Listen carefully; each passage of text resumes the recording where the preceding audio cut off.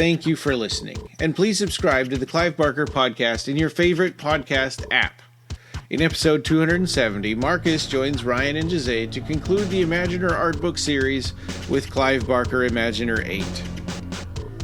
This episode is sponsored by Don Bertram's Celebrate Imagination. Don Bertram's Celebrate Imagination shop is dedicated to benefiting the Arts and Medicine program at Texas Children's Cancer Center. Up to 50% of the proceeds will support the program, where artist Don Bertram volunteers monthly. Don Bertram is a longtime friend of Clive and and continues to be inspired by his art. He uses that inspiration to help kids through the Texas Children's Cancer Center, and we couldn't be more thrilled to continue to work with him. There's a news feature video that shows Don working with the kids at Texas Children's Cancer Center and his artwork. Click the side banner at www.clivebarkercast.com to find links to the videos and his Etsy shop where you can buy his prints, books, and support this wonderful program.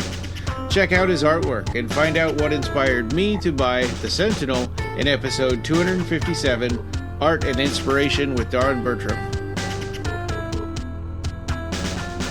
All right, welcome. This is episode 270 of the Clive Barker podcast, and we're revisiting the Imaginer series and concluding it with Clive Barker's Imaginer 8. And hello, Jose and Marcus. Hello. Hi, guys. It's so good to be here again and be able to put this wonderful series of books to a very satisfying conclusion. I know. I'm actually a bit saddened that this is the end of this journey. It's been a true pleasure.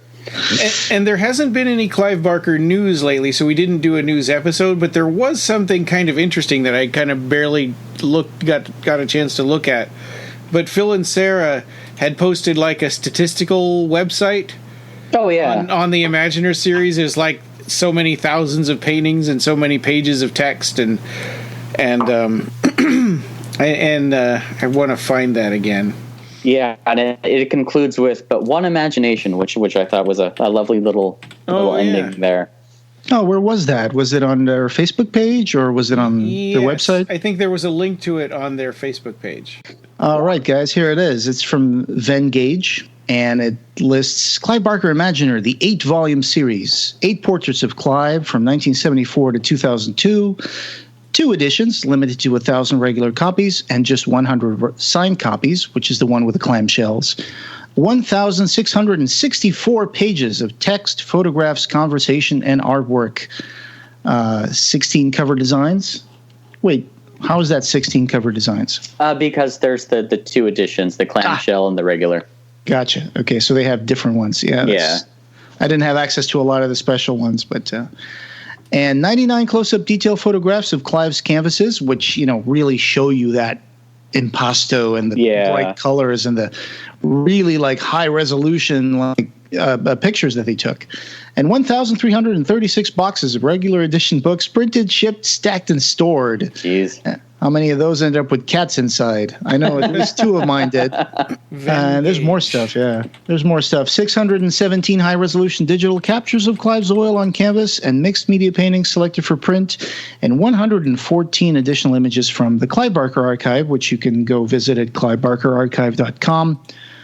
And all this comes from one imagination. Yeah, it's a nice encapsulation of the series and shows how much... work went into it. Yeah, well, and speaking of that, I guess we should kind of get started on it, huh? Yeah, let's do it. Ryan is speechless. Well, I started scrolling through that Venngage thing, and it's really cool. And it's but it doesn't make good audio. So yeah. So I'll stop looking at it. Well, if I could just, since it's the last volume, I just want to bring this moment to give a shout out to everybody who assisted Phil and Sarah, of course, the architects of this project from almost the beginning, and the people who celebrated it by supporting it with their financial support and all the stuff they did to promote it, like Don Bertram's Celebrate Imagination, who's one of our sponsors of the podcast, Cesar and Marta Chavez, Michael Kuka, Humberto Pereira Figueira, Jake Honzik, and to, of course, David Anderson. Yay! Matthew Cheek, Bruce Cook, Michelle Donovan, Gordon Nisbet, Steve Irwin, not that one, Tony Janssens, Lars Ove Carlson, Nicholas Coiler, Clive McCarthy, Cindy Medina, Pete Mesling, Anders Nielsen, Leslie Roller, Tracy Scraboot. I'm sorry, I'm probably mispronouncing some of these names. John Thielking, Sean Thomas, Sean Tisdale, Andy Traeger, Marcus Justin Williams. I don't know who this guy is. Yeah, who's that? Yeah. Dee and Nick Wiswell. And all these people who supported all the other volumes as well, because you guys rock, and you guys helped them make these volumes possible. And I think John Thielking has been a supporter of ours, too. I recognize the name, I think maybe from Kickstarters. Absolutely. There's the David Anderson as well. There's lots of overlap. Yeah. Yeah, it'll be kind of sad. We were just talking about this off the podcast in our Facebook chat. That'll be kind of sad when this is over, and we could go on and do the Visions of Heaven and Hell and Illustrators and Pandemonium. Yeah, I would love to do that. I mean, this has been an absolute blast getting to talk art and delve into these pieces with you guys. Yeah, it's been really fun. It'd be a good excuse for me to get some of those books that I'm missing. Oh yeah, yeah, definitely. I wonder what the cost is for getting the Illustrator books, and like how have they gone up in value? Or it depends. You can find them used on Amazon and eBay for fairly cheap. Okay. Yep. It depends on where you look. If you're okay with having them pretty used, then you can find them at a good price. If you want them brand new, then it's a different thing altogether. Yeah, as long as you don't get like the signed hardcover editions and stuff, just get the trade paperback ones. I want to start by mentioning how bold the cover illustration is. So wonderfully bold profile of this this man, almost taken out of the apocalypse. He's got eyes all over his body, or maybe that's embroidered into his outfit, and it's a very striking, very bold profile. I know we bring the word shaman all the time into this discussion, but it's almost priest-like. It's almost very stoic, very, very stern figure. Marcus, had you seen this illustration before? Yeah. This was a piece Clive made for the defunct mummy project that he was working on. Oh, wow. Okay. Yeah, so that makes sense. Yeah. So there was a portfolio of illustrations that Clive did. They were actually available for sale on the Real Clive Barker store years ago. But this is one of the pieces for the mummy remake. That's a piece of history. Yeah, it is.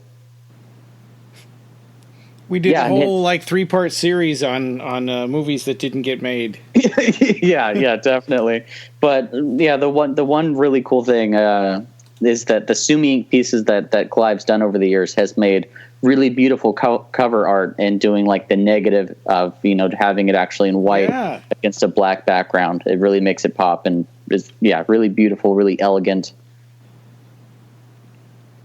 Oh, I just found some more concept art for the mummy. Wow, yeah. Yeah, there's pyramids and creatures and half enwrapped mummies and all these really cool things. Yeah, man, I wish so much that the studios hadn't been scared off by that. Oh, there's so many Clive projects that I wish came to fruition. I know he was working on Godzilla at one point, which would have been amazing. A Creature from the Black Lagoon remake, and the list goes on. Oh, yes, Alien 3. Yeah, Alien. Well, that would have. I think Clive. But there's a lot of stuff that he was just asked, and he said no. Well, that's the thing is, wasn't there a thing about him doing Final Destination or something like that? But it was he was just asked if he wanted it, and he said no. It's not like he was actually tasked with doing it. Yeah, it seems like when a new director comes out, he wasn't really new back then. That was the 90s, right? But he was, but people liked his style, and it was let's get him to direct more movies. But he sees directing differently, right? He sees it as a way of getting his visions out there. Yeah. He's a creator who, why would he work on someone else's when he could be making his own project. While you guys were discussing this, I found Marcus's post from back in August of 2017, where you said there was a treasure trove of Clive Barker art added to the web store, and I found the actual sketch that we're looking at in the cover. Yeah, absolutely. The portfolio was at the time cost $2,500. It had 17 truly awesome original Clive Barker pieces. That is so cool. I wonder if somebody bought that. They must have. Yeah, I believe they did, because I think I saw it on sale on a different website. Oh. But so it all comes down to this book, right? It all comes down to the crystallization of Clive as a conduit for this imagination, these ideas that come from him.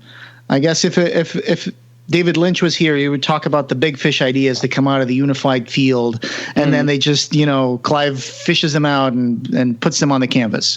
So that's what we're dealing with here today. And I've been mesmerized by all this text opening each book.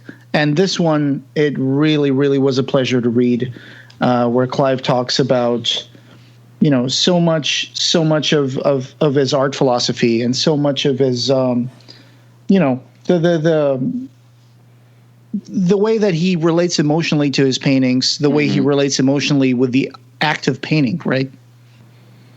Yeah, he actually begins to sort of analyze and decode some of his paintings in here, and it almost read like a revelatory interview, in that it didn't feel like the normal introduction that we've read and seen in the past, but it's just felt like a dialogue between Phil and Sarah and Clive. And Phil and Sarah can correct me if I'm wrong, but it seems to me that this was a part of an extended revelatory interview that didn't all make it into the interview. You know what I mean? Well, yeah. Well, I know that they say that essentially the conversations they had was them at his house, sitting down and actually going over the paintings and putting this volume together. So I'm sure that in that time span they were also doing the interviews as well. Yeah. It's revealed in this interview, in this opening, also that Clive was very intimately involved in picking some of these paintings. That usually they just leave it to like the editors that come in and pick whatever they want to talk to. But in this case, it was important for Clive to be a part of it, because there's ways in which they've unlocked connections between images, right? Yeah. Not just themes, but I'm trying to find the part where he says that between us, the discussions would often unlock connections between different images, both in text and artwork, and external influences that seeded ideas many years ago. So that's always important. Sometimes the artist itself is surprised by things that keep popping up in his work, and it's just not something that an artist sometimes does because they have this planned out. It's just, it comes out of the treasure, the trove of ideas that they have, and the themes that they're drawn to. And then when they go in retrospect to look at that stuff, they can in turn make connections to certain things and sometimes understand. I'm guessing that's why sometimes certain paintings have a name, a certain title in the 90s, and then we look at the painting being put on a website or a book, and then it has a different title. It's like almost the artist comes back to it and is like, I never thought about something about this painting. I think I need to rename it or something. Yeah. And that's how it happens. Sometimes artists just discover new things when they're put in the position of curating their own art.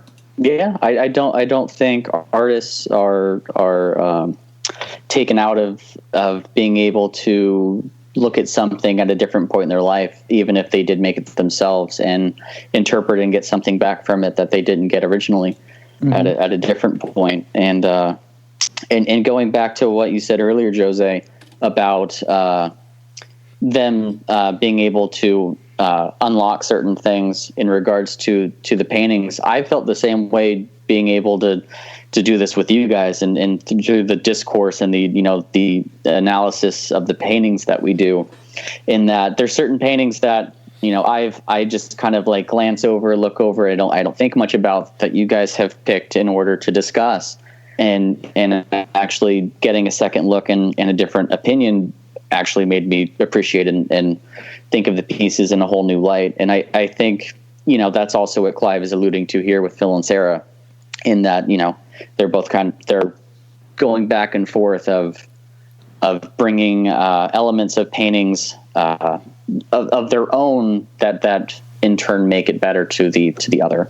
It was also really interesting to see the way that he, the way that they pointed this out, that he describes the paintings from the point of view of what kind of mood he was in when he was painting them, or what was going on in his life and what was happening, in the world and outside, and what he was thinking and what he was feeling when he was painting. Yeah, that he doesn't think of it as the subjects per se, but in the emotion of the remembrance of the time in making it. One of the examples of that is they bring up this painting called Darkness at the Golgotha, which he painted around, the early noughts, pre-2012, it says here. And it's a depiction of like the crucifixion and the moment when Jesus is in the cross, and it's sometime around 3 p.m. or whatever, and that's when Christ, they talk about my God, why have you forsaken me moment? And at the time I was like, wait, isn't that the part where he says, Father, in your hands I commit my spirit? And then I was just looking around, and I realized that it's just because I remember Luke more than Mark. I've always been more of a Luke guy than a Mark, because Luke talks more about Jesus and quotes Jesus more than Mark. Mark is more like just a few verses here and there talking about. But in the Luke gospel, that's where he says, Father, in your hands I commend my spirit. Then I think it's in Mark's gospel that it says, my God, why have you forsaken me? And that's the moment when, the veil in the temple is, ripped, and, the darkness falls over. And he says that when he was painting this, that he painted it in a deeply depressed mood. And he talks about one of his religious, what am I looking for here? Just give me a second. He says, I was introduced, so he talks about the moment of the Golgotha crucifixion. It was painted in one night, and it was an outpouring of feeling about that moment. I think anybody who was introduced by a man of faith as I was to this moment, and I was introduced to it by my religious instructor, who had been a prisoner in the Japanese death camps. He bore the marks of his torture on his face, and it was very hard not to take very, very seriously from him what this moment was about. He was a huge guy, 6'4" maybe. He was immensely moving as a human being. And then he goes on to say, I don't talk about him to anybody because most people don't have a clue what I'm talking about, but I know you do, and he was very important to me. So that's another figure that Clive talked about here, which I don't think we've ever heard of this before. Yeah. So that was a brief moment of revelation, and a very striking painting. Very almost when you look at it, and all the monsters and the darkness and the brown tones and the very, very dark and very chaotic and very busy painting reminds me a little bit of the paintings of Bosch. Yeah, I can see that. I kind of wish to see this in a fold out, to see it big and on 3 pages. Yeah, because this is one that the colors are so muted that I feel like you would need a larger presentation and actually be able to take it all in. Because this was a piece that I probably would have just looked over, not really given it a second glance, if it weren't for the analysis that Clive gives and talking more about the figures and stuff, because to be honest, I didn't really see any of that until Clive begins to describe what's actually in the piece, and then I started to look and go, oh yeah, okay, I do see that. And not only did he paint this in a night, but he also says I painted it in a deeply depressed mood, in which completely is evoked through the painting itself. Yeah, I wonder if he painted this around the time that he was also writing Chiliad, because he said that he wrote that when he was coming out of a deep depression back in like maybe 93, 92. Yeah, Chiliad was in the 90s. This is pre-2012, so I would imagine that it was probably around that time. Yeah, because he does mention that Yeah, he and they go on to talk about this idea of hope leaving the world, and they talk about the situation that's very topical to what we're going through right now. It's unfortunately, and this was printed before all of this, COVID and stuff came to light. That's right. They go on to talk a little bit about the lack of hope and in the world, and what, things that seem like what is the actual thing that he's saying here? Let me see. Yeah. He's talking about how you have these people who are constantly spewing that it's proclaiming that it's the apocalypse and the end of the world, and right. But that he actually feels like that we're beginning to go on that precipice, and that you're hearing like, oh, the end of the American experiment and democracy in this country will be over in just a few weeks or what have you, and.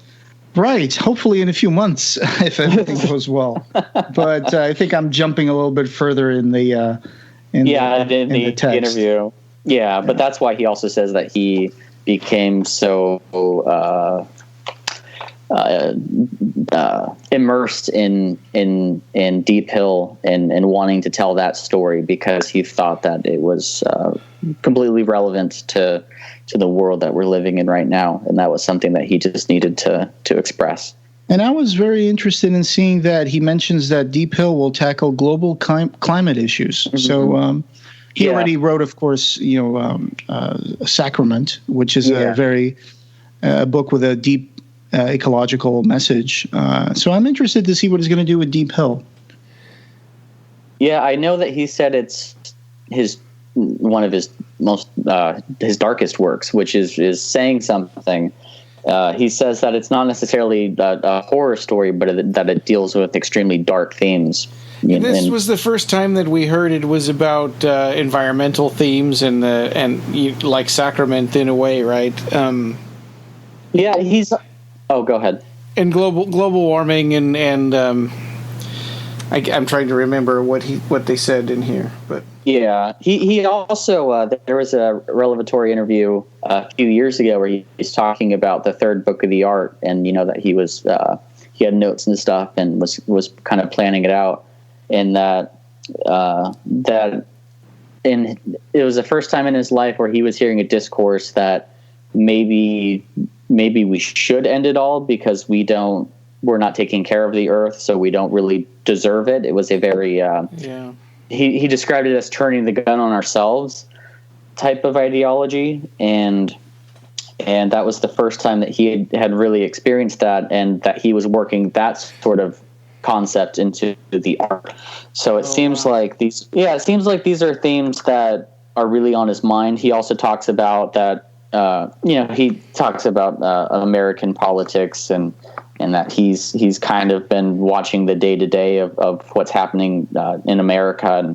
And so it seems like the fall of the American empire. Yeah, and so it seems like these are a lot of things that have been weighing on him lately that is working its way into his art as well.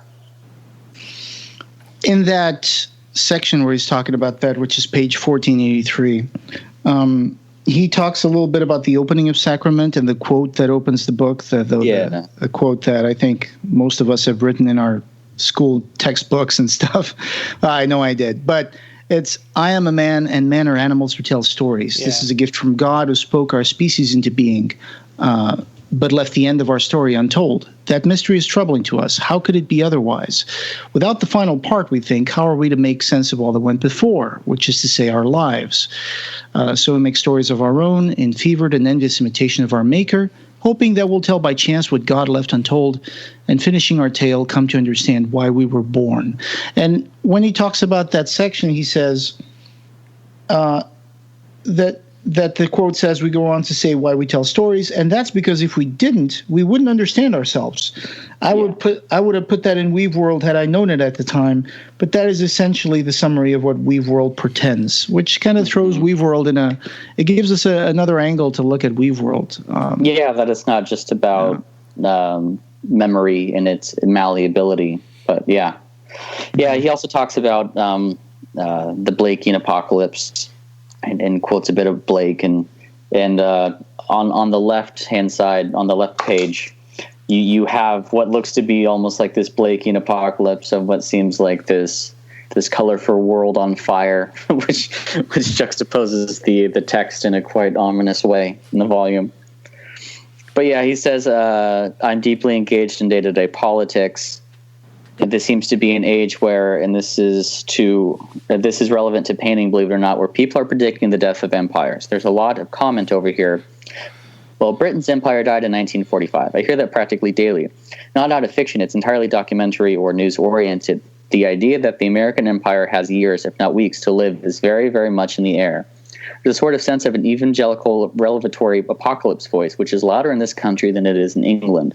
But there's also just a sheer sense that I am living in an exhausted culture and that we can expect the fate that fell upon England by some people's accounts to fall upon America in the very near future. Yeah. Honestly, that what he's describing doesn't sound that bad. I mean, compared to what's going on now, it's like, if America's not the number one superpower in the world, I don't care. Like I just want. Well, I got news for you. To have a good life. Let's be like Canada or something. Yeah, exactly. Yeah, Canada doesn't make anybody mad. I know. We can't keep going down the course that we're going, but either way. Yeah. But in regards to Deep Hill in its global climate issues, he said, when I started this book in this form, I wasn't sure I was going to live long enough to write another book after this. I no longer have that fear, but nevertheless, my anxiety about voicing my profoundest concerns about the way we treat each other and the planet we live on had to be stated in this book, because I might not ever get a chance to state it again. And really, this book is driven by the fact that we are doing some terrible things to the world we live in and to each other that seem to me even more terrible than the things that used to terrify me when I was 10. And I want very much to put those concerns into a book. Boy, oh boy. I would love to know what Clive thinks of the whole pandemic situation. It's kind of, reading this now, you're like, yeah, I agree, but...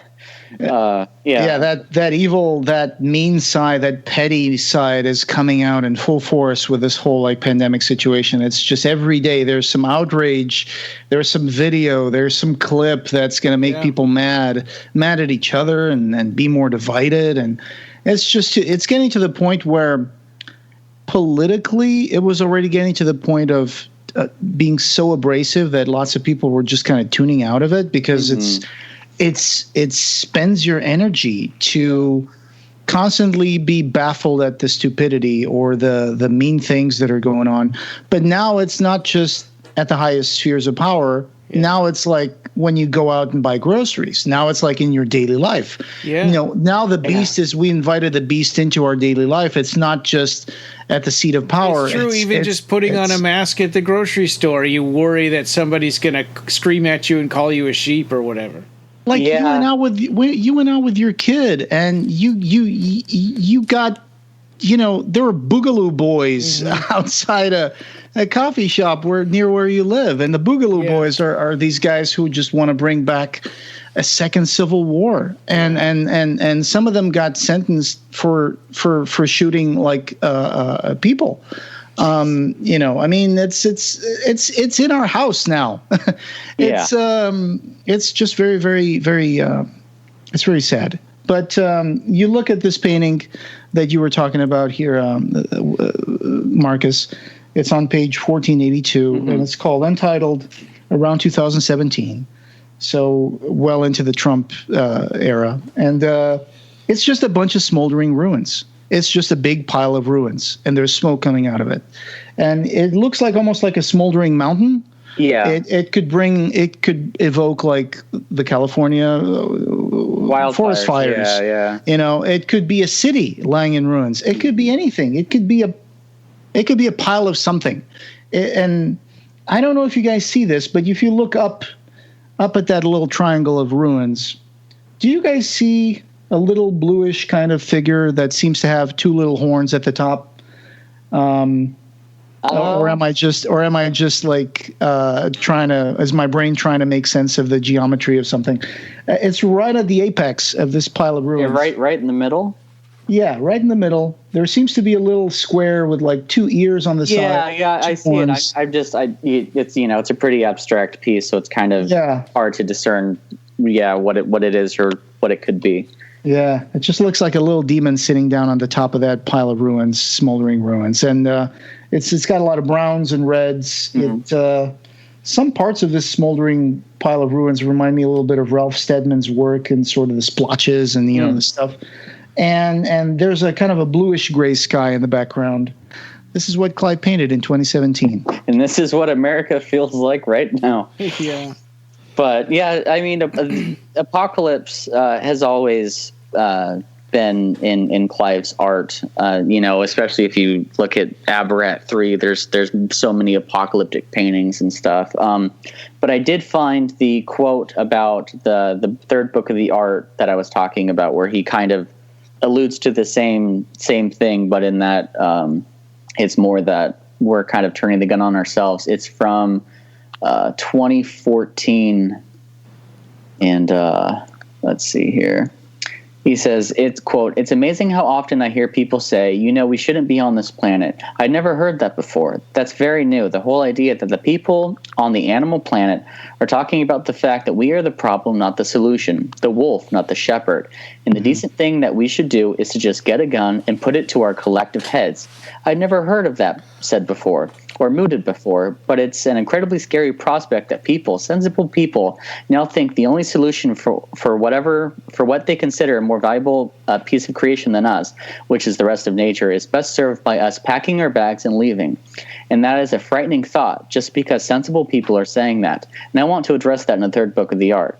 We need to be pro-life, and pro-life isn't just about babies, it's about old people too." And absolutely, yeah. Stop the interview there because I guess they talk more about the book. Third book. I posted an article yesterday that I read. It was about how the birth rate is going down globally because of various reasons, but of course one of which being women have a career now, and they're not having as many babies, and a lot of people just don't have kids because of financial decisions or because they don't think it's the right time, or and population is aging.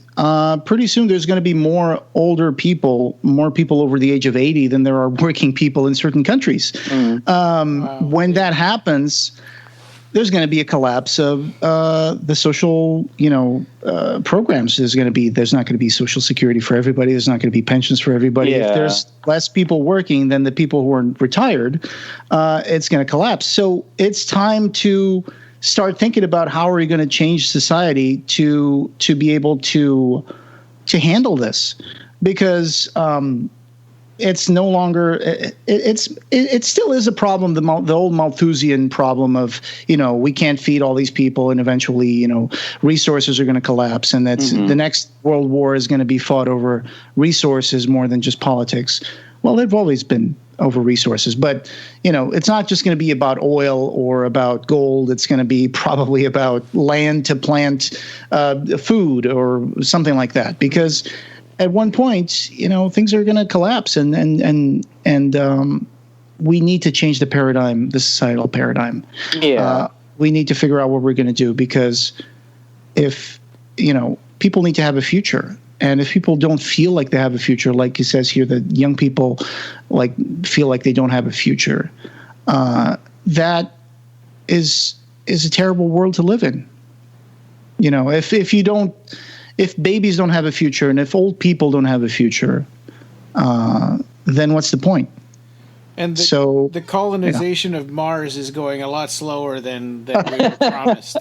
I think we just export the same problems we have over here. It doesn't solve anything. Yeah. We wouldn't change our nature. We would just exploit other planets. But this I'm more inclined with Neil deGrasse Tyson in saying that it would be easier to re-terraform Earth than to actually go and terraform another planet. So the more logical and realistic thing is to fix what we have here, not hang our hopes on going somewhere else and trying to essentially remake Earth somewhere else, and then probably just screw up that place too. Well, I think it does make sense that we would have some kind of an outpost. I mean, like, we've got an outpost in Antarctica, right? And nobody should be living there. Yeah, that's true. I mean, humans are inclined to want to live in some of the most inhospitable places on the planet. So I mean, a lot of it is about scientific research. If I had the choice to go to Mars and inevitably die there, but I'd go right now. Elon Musk always says that he wants to go and die on Mars. So I'm like, I'm right there with you. That's. Huh. I love space and stuff, so I'm like, all right, if that'd be like my one chance to get to see something that very, very few people have ever gotten to see. That's true. But we're getting on some dark subject matter here. Okay. So I just like to say that despite the darkness of the world and the darkness that we're all feeling right now, going through these books and seeing beautiful art is an uplifting and it's a light in the darkness for sure. And getting to talk to you guys, of course, is also that light. And the light of the darkness is also to do a lot of art, to let it flow out of you and take you places. Like Clive says here, after he moved from London and he was living in a place in California, Queens Road, when he was doing reshoots for Nightbreed, which we know was a movie that just basically, it was terrible for Clive because the reshoots were just they were basically Clive admitting that the studio was saying, well, this movie sucks. We need to change it. And of course, Clive would be heartbroken because he even said once that after he finished Nightbreed, he even thought about, he had suicidal thoughts because he was just so disappointed with how that went. Yeah. And so what he did was he painted canvases. He started really getting into oil painting. And again, he says that when he went to Beverly Hills and eventually he got that house, which at the time was just a one-floor house on stilts. And then when he bought it, they built out the rest of the house underneath and they created a studio. So we get that from the last revelatory interview. That studio that a lot of us went to, a lot of us got to visit. Probably some people listening to this, you got to visit Clive's studio at some point. You did the whole thing of going up the hill and try to find a place to park in a very narrow road and yes. and knock on the door and have someone like open that giant door that looks like it belongs in a Spanish galleon. Yeah. And you go into it and you see these canvases upon canvases upon canvases and this beautiful house with secret sliding doors and, bits of magic on the walls. And he talks here about how, he lost that house some time ago. But this was the place where he would, after hours and hours of writing, handwriting his manuscripts, his books, he would write, 6-8 hours, whatever. And this is the part that amazes me because I wouldn't be able to do that. Like I do a job right now that keeps me on the computer for like 8 hours a day, just writing a lot of stuff and typing in a lot of stuff. And at the end of those 8 hours, I'm utterly spent. Mm-hmm. I have dinner and I fall asleep on the couch, and sometimes it's 8:30 and I'm already going to sleep. He would come out from that fugue state, that very contained state, very withdrawn state where you don't move much. You're just writing and you're thinking, you're writing. And then he would go to his studio and he would let loose, right? He would paint. He would let art come out of him in a different way, in a visual way. And he would dance, he would sing, he would make funny voices, he would listen to music, and he would paint and smoke his cigars. And that was the moment where he actually could relax for the day, even though he was sweating his balls off just painting because it was a very physical thing, right? So I just can't imagine how Clive had enough energy after spending 6 or 8 hours a day writing and thinking and imagining and doing that. After that, he went into the small hours of the night, probably stopping here and there to grab his phone and go on the Twitter tree and tweet at us and stuff like that. It's crazy. Yeah. Where to get the energy? A true powerhouse. Yeah. He'd mentally exhaust himself writing and then physically exhaust himself painting. But that was his way of getting out all of the emotions and frustrations and stuff of the day. Perhaps having meetings with film producers and stuff that aren't going anywhere or are going in circles and is driving him mad, that to go into the studio and be able to just exercise and unleash all of that emotion onto the canvas. Must Sure. have been very, very therapeutic. Like some people, go to the gym or get that runner's high and stuff. I'm sure that was this for Clive. Absolutely. And we're very lucky for it because, we get to see the final product of all that hard work. I'm actually feeling that second wind now because I just had a full day at work, and I was telling Ryan just before the interview started, the episode, because right now we're recording this. It's Friday night, and for me, it's 11 p.m. at night, so I'm a little tired. That's why sometimes I kind of just peter out. But just talking about this stuff and looking at these paintings, it's giving me life. It's energizing me. It's like I'm feeling like light filling me, and that's just it's just such a wonderful thing. That's why art is important. And that's why everybody should take like a few hours out of your weekend and just try to do something creative. Try to let the juices flow. Try to exercise that muscle, because if that muscle atrophies, then you're just going to be a boring person. You're just going to be unhappy, and you're just not going to have an outlet. It's just going to fester inside you, and you're just going to feel tired and unmotivated. Yeah, like Ryan, I know you paint D&D figures, right? You're probably painting one right now, I would imagine. No, actually, I'm not. Oh, okay. I'm putting a bunch of them away. Okay. But yeah, it is. It does feel good. Yeah, we all have to have our outlets. Just like Clive says here, if I could just quote this really, he said, most nights I was all alone and like that because it meant I could dance and be stupid and do funny voices to myself and put on incredibly sentimental music or incredibly aggressive music, and I could follow where my physical energies lay, as it were. I'm not sure at my present age, well, I certainly couldn't do that, what I did then again. It was a sort of almost, and I'm really careful of the language here, I don't want to say supernatural feeling, but there was a sense looking back on it, how the fuck did I do that? Yeah. Yeah. But one interesting moment that Clive says here is when he was painting all these different paintings that became the Abarat, that a surprising word he uses is that he was looking at the canvases, and because he didn't feel like there was it didn't feel like it was likely that they were all part of a universe, so he tried to come up with a story to make them all part of the universe, right? Yeah, and so it was so that way he got to have this kind of mental exercise with the writing to put these things all together, these disparate. Yeah, he says, what became a challenge and a fascination, and it still is a fascination with Abarat for me. The reason I started thinking about a narrative was because it seemed very unlikely that these canvases could be connected, because there was sort of a big bang on my painting universe. And then Phil and Sarah say, did you say unlikely? Yes, unlikely because of the diversity of styles and content. Indeed, we're talking about process and purpose. There was no purpose except to get through to the end of the canvas alive. You know how that feels. You're writing a piece and you get halfway through and go, fuck this. I don't know how to do this. I don't know how to flow. I don't know how to conclude this. I don't know what the next sentence is. And then suddenly you find out what the next sentence is, and suddenly you're flowing again.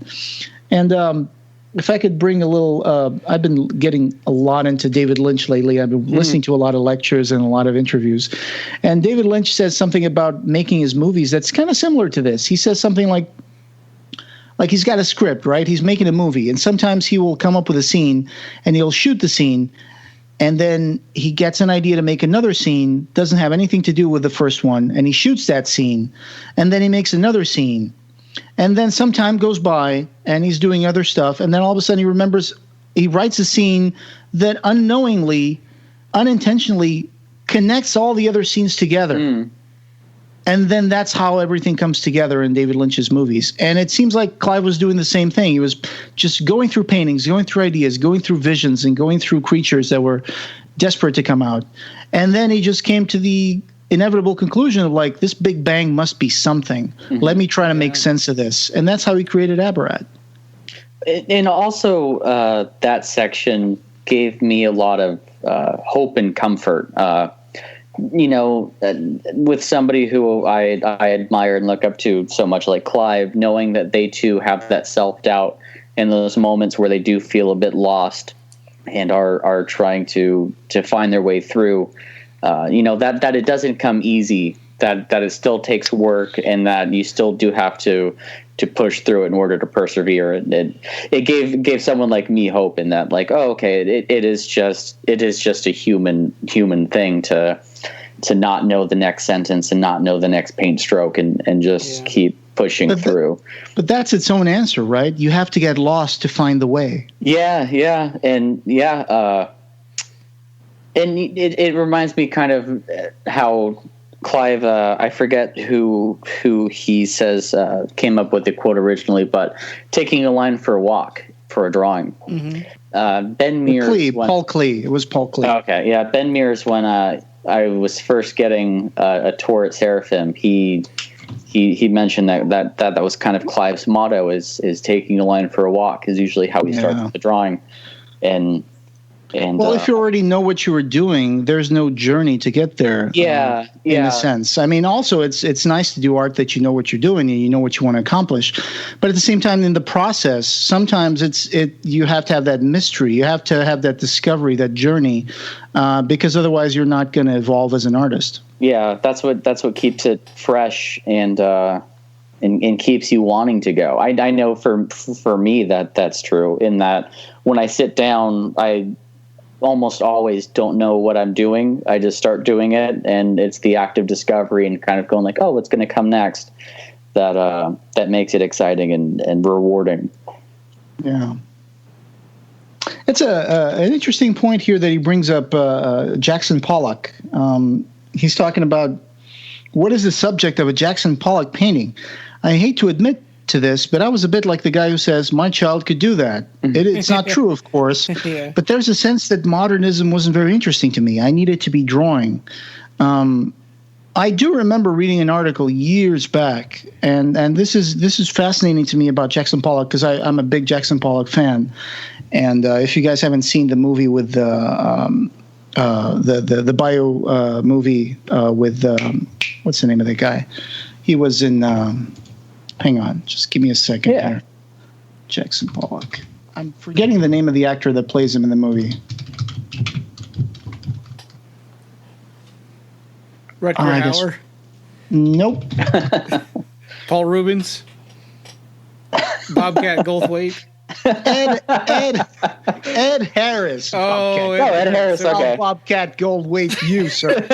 No, Ed Harris. Ed Harris plays Jackson Pollock, and that's a great movie, by the way.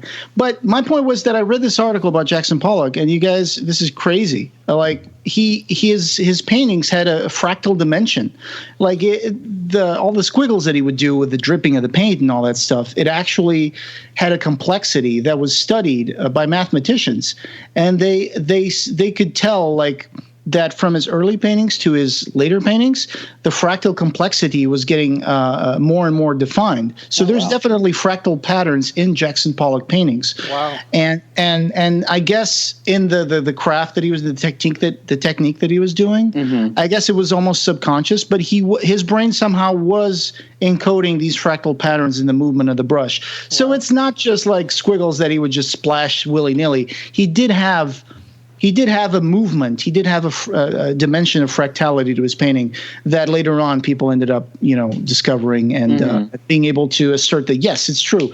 He had a certain kind of vision. He had a certain kind of movement. He had a certain kind of dimension to his paintings that was more than just looking at it and be like, I'm just going to, drip stuff willy-nilly. Yeah. I might put that one in the show notes just for people to read because it's fascinating art. Yeah, definitely. Yeah, and we can put an IMDb link to that Ed Harris movie. Bobcat Goldthwait.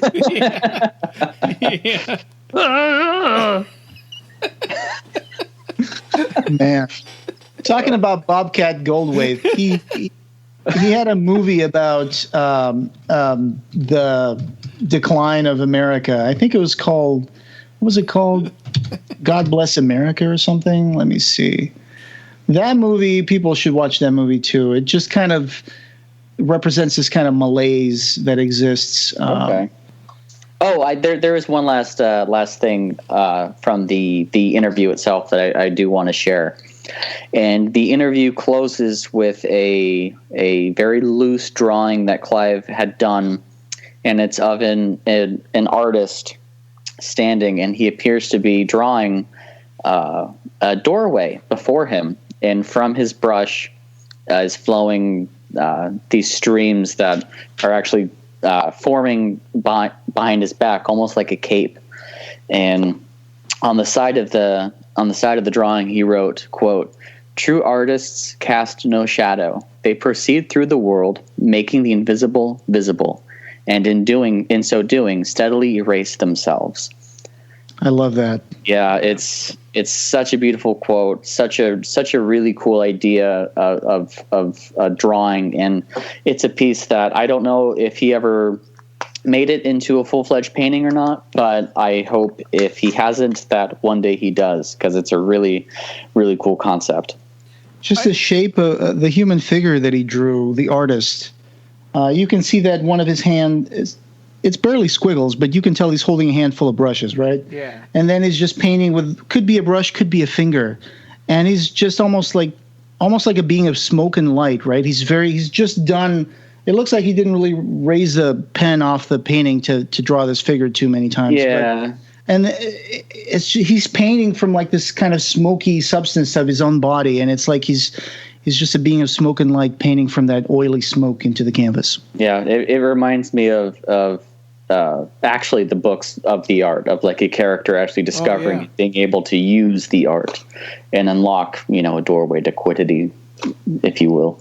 And then, and then it ends there with Thaddeus George's brushes, which looking at that, you would think it was a little mini Abarat painting, because it really looks like one, but it's not. It's from, well, I don't think so, because it's from pre-2000. The brushes are in Abarat. I don't remember in which volume. Yeah, but that is a piece on canvas that was done for Abarat.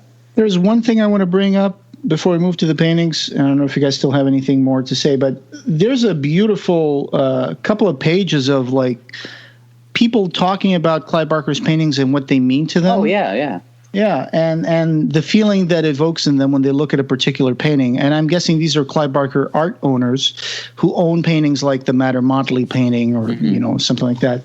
And these are just beautiful. And I'm so glad that they picked these to put in here, because it really brings home the feeling that people get when they see Clive's art. Yeah. I've said it before, and I'll say it again, that Clive's art is something that really needs to be seen in person. And the second best thing is in these volumes, especially when you get the detailed pages. But I was almost going to ask you if you had any quote of yours in here, because some of this stuff just sounds like something you'd say. No, sadly not. But yeah, when I was reading this, I was like, "Come on, who's it from?" And you have to go down to the end to the sources to see who the quotes are from. So a very, very deep, very interesting opening, and then. Let's go on to the paintings. Who wants to start? I can start with page 1494. And this one, The City of a Thousand Fiends. So I just like the amount of detail in it, and that it's like a walking beast, and it's like a city, but it's also got creatures inside of it. And the city is a combination of buildings and faces and just all kinds of stuff. It looks like it must have taken forever for him to do this. Yeah, I mean, just the fact that it's totally monochrome. It's just black, white. The only pigment is the black on the white canvas. But the sheer amount of detail. It is a big canvas, so it's nice to see that the space was used adequately, because it's almost very Bachian in its use of detail, of just faces and stairways and spires and all of that. It definitely has a very symbolic nature to it. It doesn't seem like it's a real actually representation of a creature. It seems more like a symbol of like a city, right? It seems like well, of course, the inevitable comparison here is to the hills, the city. Yeah, story. That's what I was going to say. Or also the body politic, and it just being the representation of a society as a whole. Yeah. Or since you mentioned that, the frontispiece of Thomas Hobbes' Leviathan, that has a figure that's made out of like all these people, and he has a crown and a staff and a sword. That's another representation of a multitude, a plural creature. Mm-hmm.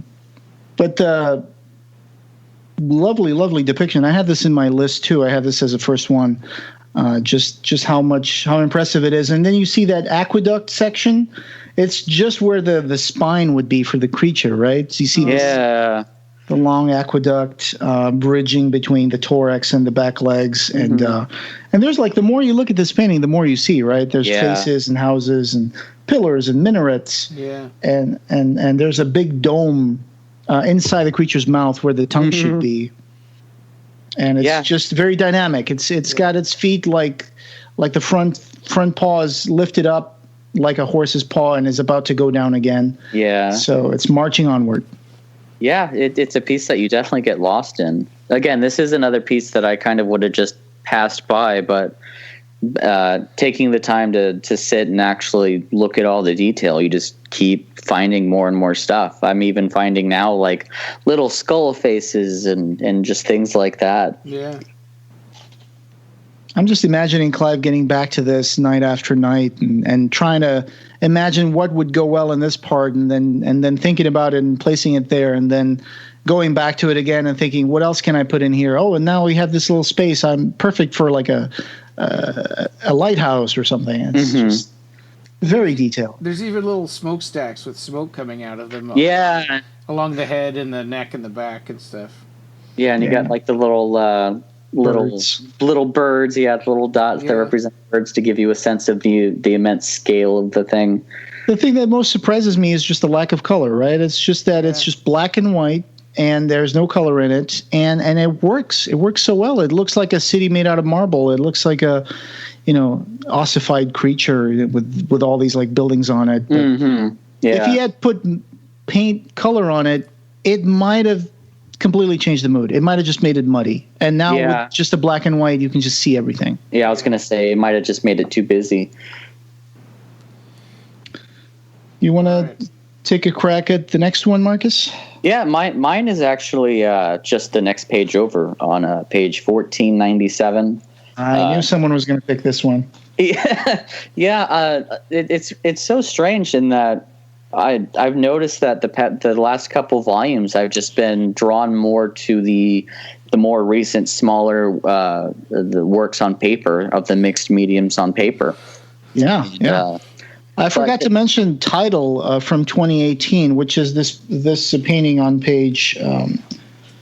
Which page is that? Right? It's it's 1478. Title is very uncharacteristic of Clive, but it's very modern. It's very recent from 2018, but it seems like he's totally got a new style of using the paint, right, Marcus? Yeah, he's definitely delved more into the abstract, and I know that a technique that he talked about in Volume 7, which I've been trying to adopt as of late, is that he's just been working with eyedroppers. He fills up eyedroppers with acrylic paint and whatnot, and just kind of tries to see what flows from the tips of the eyedroppers and see what comes of it. And I'm going to guess that both of those two pieces and the piece below it, which I really love, the Entitled from 2016, are made in that way. I know Title was for sale in the Clive Barker archive. I think it's sold. Oh, really? Yeah. Oh, that's so beautiful. Yeah, we had talked about that when it was in an auction, I think. And it was when they were doing the bidding thing. Yeah. So this Untitled one from 2016,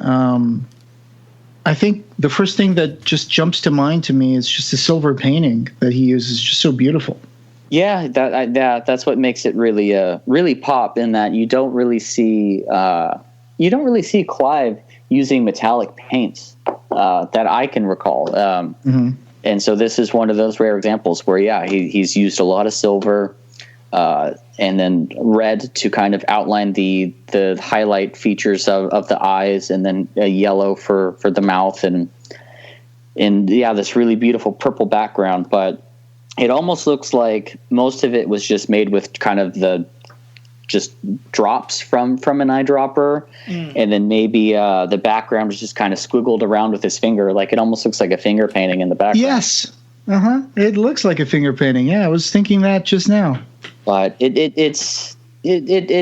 ties back to like the alchemy that Clive wields in making these pieces, and that you think using tools of one's finger, an eyedropper, and probably a knife, because there are like little knife marks around the eyes and the nose, that you wouldn't be able to make something that's so loose and chaotic yet so uniform and beautiful. But here it is before us, One of the paintings I have here, apart from the one Ryan picked, was on page 1503.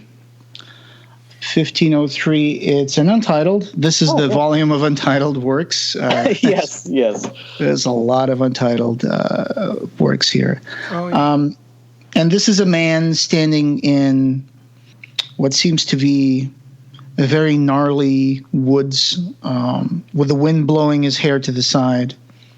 And in his torso, there's a face. There's a demonic face. Yeah. And even his eyes, the man's eyes, seem to have this kind of red glow to them. So it's like he's just standing there looking at something. He's just he's very contained in this position, in this pose, like he's got his hands in his pockets and he's just standing there. But the face in his torso has an intensity and a grin, and it's almost like a scream, which reminds me a bit of inner turmoil, inner demons. Yeah, because the character's actual face is kind of stoic. Yeah, you do have these aggressive eyes, but other than that, there's not that much emotion, where it feels like the actual gut of him is revealing his true nature. There was, if you're familiar with old stories and old legends, there was a people that was where'd they live? I think they were supposed to be the inhabitants of ancient Libya. There were supposed to be these headless men with faces in their chests. Let me see if I can find their names. Okay.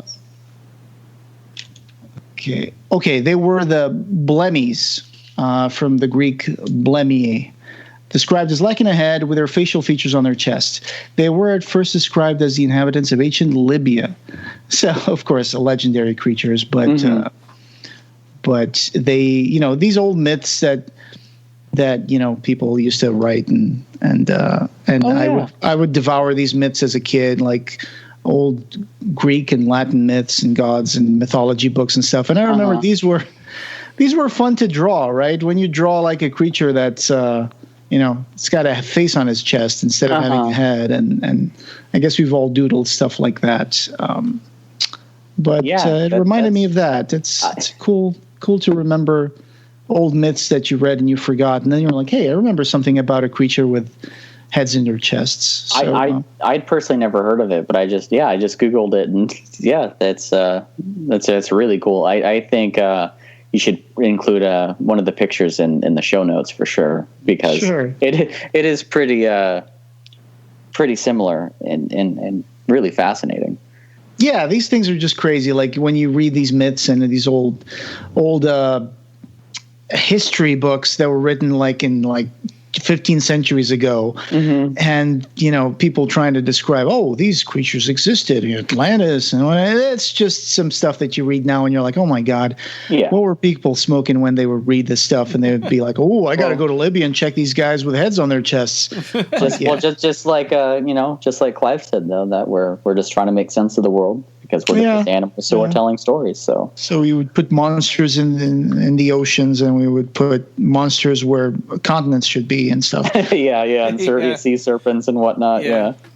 But I'm just very fascinated by this figure, because is it good? Is it bad? Is it controlling the face, or is the face controlling it?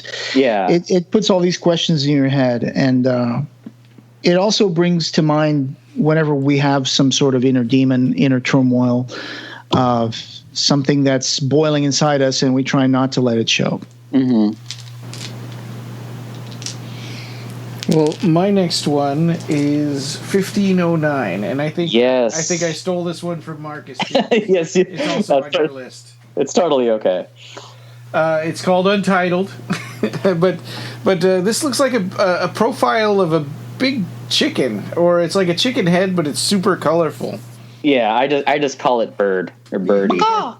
It's hard to make out its eyes, but there's definitely an eye. Oh yeah, the eye is huge. It's that giant orange blob with the little black swirl around it. But yeah, this is definitely a mixed media piece in that, from what I could tell, it definitely has oil paint. It looks like it has some pastel. On the blue part, right? Yeah, that's definitely oil paint and then pastel. Mm-hmm. And then the bird itself is pretty much, it looks like a flow ink or a flow acrylic that Clive has played with, and you can see all the beautiful knife scratches and stuff. The beak though is oil paint, I believe. Oh. I'm going to venture and say I don't think a brush had any touch on this canvas. I think this was all done with something else. I can attest to that. It is hanging on my wall, so. No way. Yeah. I own this piece. Yes. Now I really shouldn't have taken this one from you. Oh no! It's as long as you don't take the real thing. Oh, that's totally so cool. Yeah. I'll text you guys a picture later on. And it's another one of the pictures that has the lovely 2-page spread of the detail, and you can see all the light glinting off the little droplets and all this scratches and all that stuff. So I can attest though that I don't think a brush touched this anywhere. I think the background is probably just fingers and just making a mess, and then the actual the rest of the bird is probably just done with eyedroppers. It's amazing. It's got this yellowish crest on top of the bird head. It's got this beak that's almost white. Then, like you said, there's a gnarly kind of orange-looking eye that looks almost like, those ducks that have that red stuff around their eye. That's those black and white ducks with the red stuff around their eye. Mm-hmm. It looks like that almost, and then it's got this beautiful turquoise bluish background that seems to just be smeared onto the paper or the canvas. Is this paper? It's on paper. Yeah. Do you think that he looks at something as a reference image when he does stuff like this, or is this just pure straight out of his imagination? I've wondered that because he does a lot of like fish and birds and dogs and things like that. So I've wondered. I honestly don't know. I know that he uses reference models for certain canvases of human characters, so I would imagine that he probably does use references from time to time. I got this framed probably 2 years ago, and sadly I didn't have any room on my walls, so it sat in a closet, and I actually just finally hung it up. Yay. Yeah, a couple days ago, so it's finally getting the attention that it deserves on my wall. Oh, what a problem to have! So many Clive Barker pictures, you don't have room on your walls. Literally.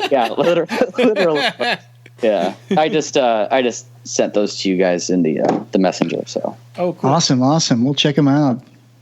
Lovely. Do you have anything else you would like to say about this painting? Oh, yeah, that's a nice looking frame you've got on there.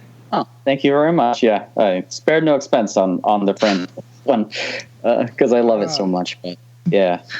Wow, it looks so much more contrasty and colorful in your picture.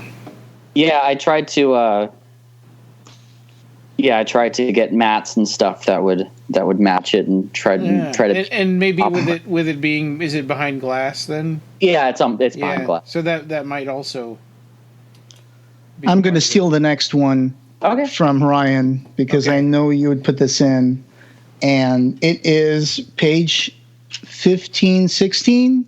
It is the cover to The Thief of Always. It is the cover to the hardcover first edition of The Thief of Always. I figured when I picked this that everybody else was also going to pick it anyway, but we can't just skip this over.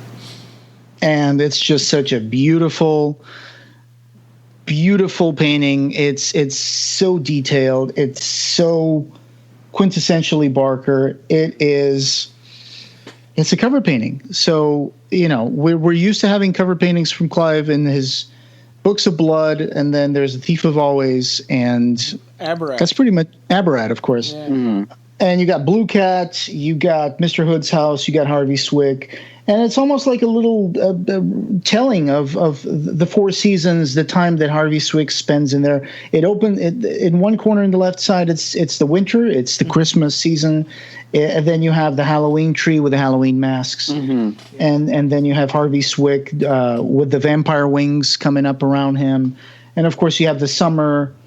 With Mr. Hood's house and the roots coming underneath it with the evil face of Mr. Hood. Yeah. And then it kind of bookends with this beautiful crescendo of line of trees to Blue Cat. And I forgot the name of the lady. What was the name of the lady? Do you remember? Oh, gosh, I can't remember either. I don't remember. That's fine. The old lady that was the cook in the Hood house. Mm-hmm. I'm sure a lot of people are like, how did these guys call themselves a Barker cast? They don't know the name of the character. Yeah. How dare you? Yeah. But yeah, so a lovely painting, and you see it here in its entirety. Of course, if you have the book, the hardcover, all you got to do is just open it up and see the painting. But it's just such a beautiful, beautiful painting. I love it. And I think, didn't we get to see this framed in Clive Barker's studio house, Ryan? Or I'm thinking about something else. I'm thinking probably about the Great and Secret Show. The Great and Secret Show one. Yes. Okay. But this was a wraparound cover on that 25th anniversary? Yeah. What was? Go ahead. The Thief of Always, the one that Seraphim Inc. Put out. Yeah, that they self-published. Yeah, that was gorgeous. That's one of my favorite things in my collection is that particular that book, Thief of Always. Mm-hmm. Yeah. And also the first hardcover edition, I think, had this cover. It didn't wrap around in the same way. Like they did it keyless, right? So it didn't even have the title and stuff on it.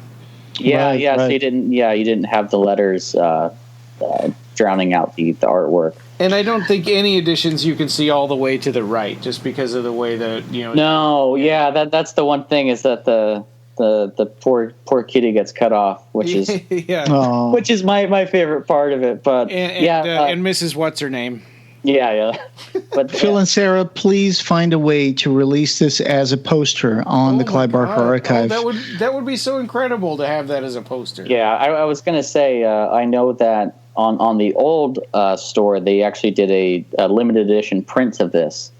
Oh, no way! Yeah, and it was really big. I'm sure it's listed. I missed that.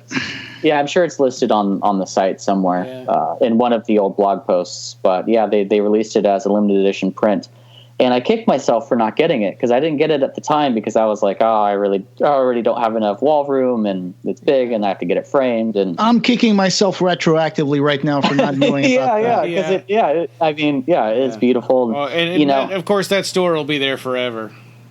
Yeah. Yeah. Right. Yeah. Exactly. Yeah. I'll get it some other time. Yeah. But yeah, this was the cover that I've heard so many stories, and I totally can relate in that when you were a kid, and you'd get the Scholastic's book fair magazines, and you'd look at the covers trying to figure out which one you wanted to get so you can get the money and purchase it. This was the book in that magazine that every kid saw the cover and they were like, oh, I want to get that. I have no idea what it's about, but that cover looks amazing. And, it's a part of a lot of the people's childhoods. It still is. That would be cool to see that in a Scholastic catalog like that. Oh, it was. I don't think I ever have. I don't think I've seen it. I mean, obviously we were all too old for that. Jose and I were too old for that. Yeah. And it still is going to be part of a lot of kids' childhoods because in the last revelatory interview, if you remember that part, that Phil and Sarah said they were very happy that a record number of teachers have been asking for permission to include The Thief of Always into their curriculum to teach their students. Oh, that's awesome. Yeah, it's really wonderful to know that this story has been going on for, still... Yeah, inspiring new generations and for 30 years. For anyone that is a parent out there, and you totally sympathize with it, having a kid sitting around going, "I'm bored." Harvey Swick was bored. Yeah, it just totally drives you crazy because it's like you think about all the stuff that you need to get done, and the kid's going, "I'm bored. You need to come up with something for me to do."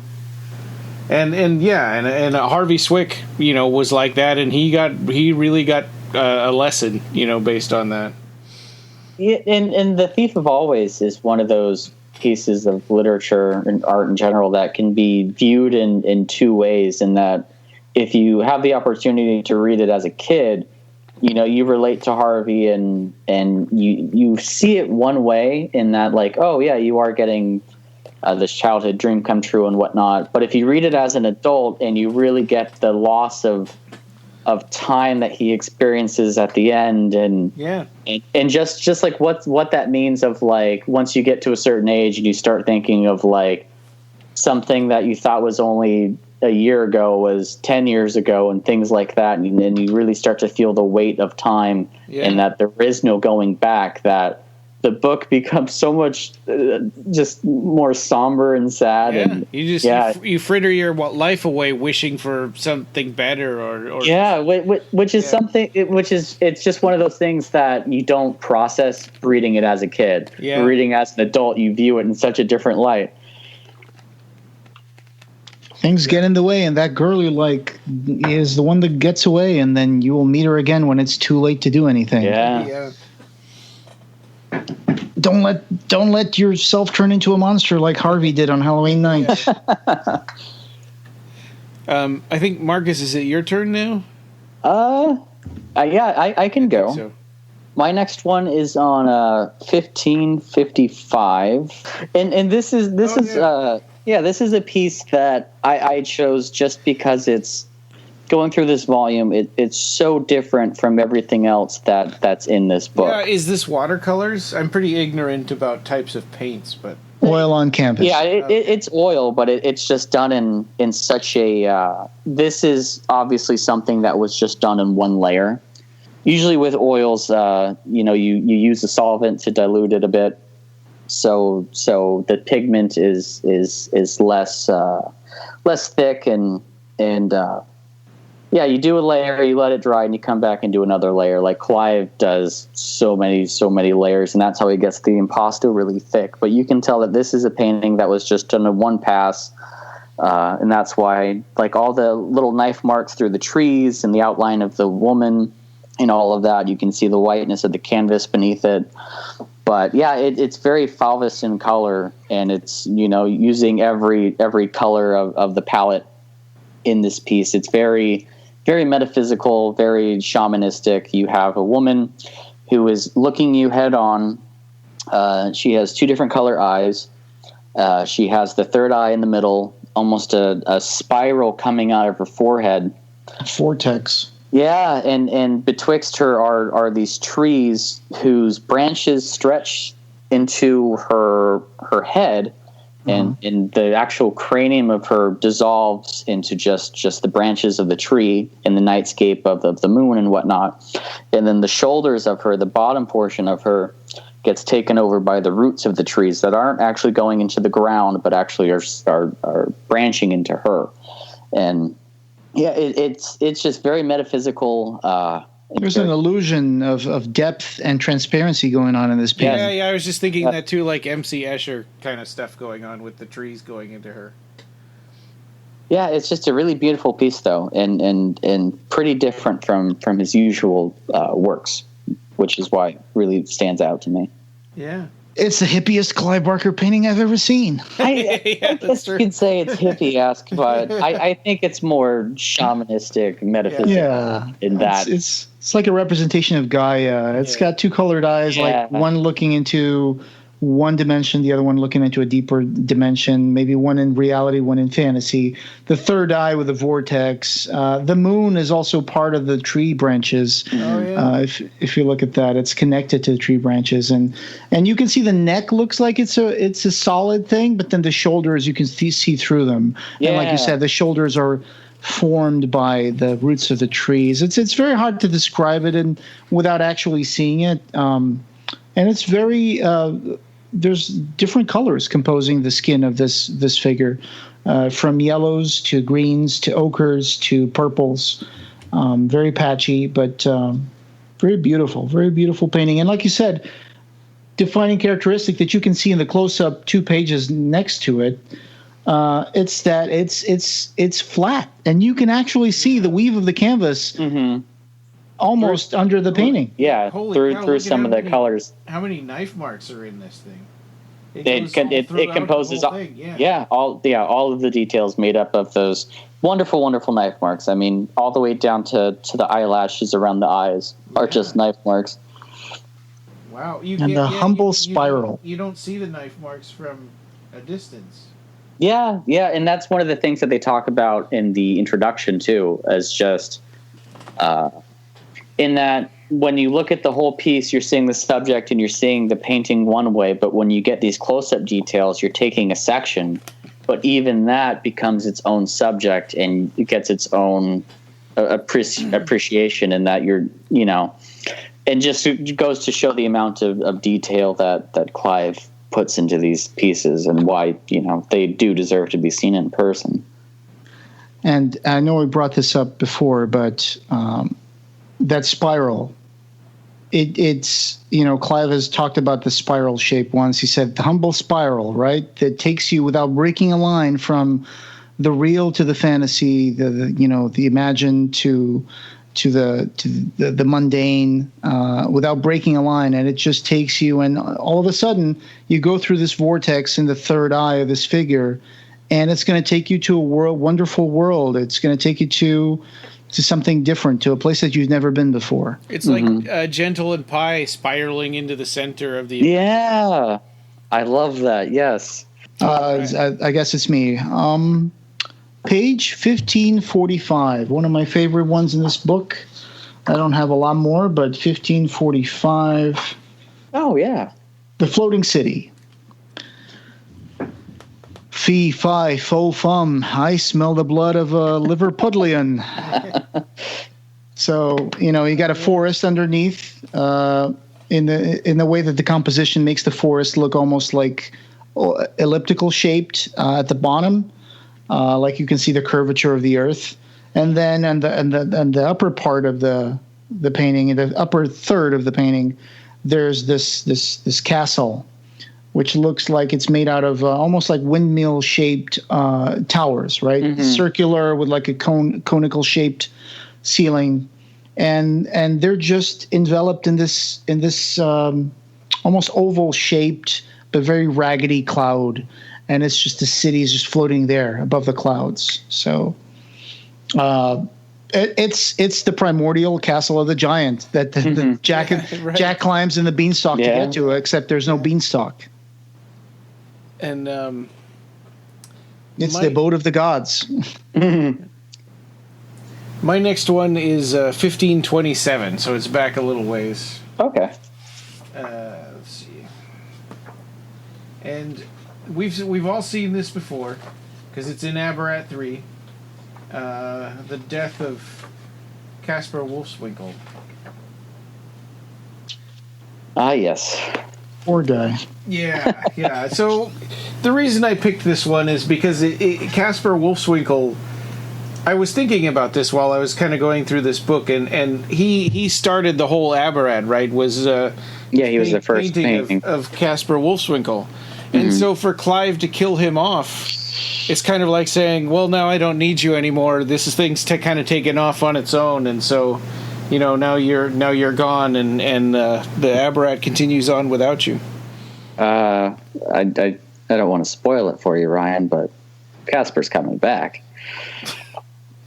You mean in the hats? No. If there's pictures of spoilers, but there's pictures from different conventions where Clive was selling artwork and stuff, and there's paintings of a resurrected Caspar Wolfswinkel where he looks like a zombie. So he's coming back. Okay. No one's ever really gone, right? We'll see. But we won't know for sure until the book's written.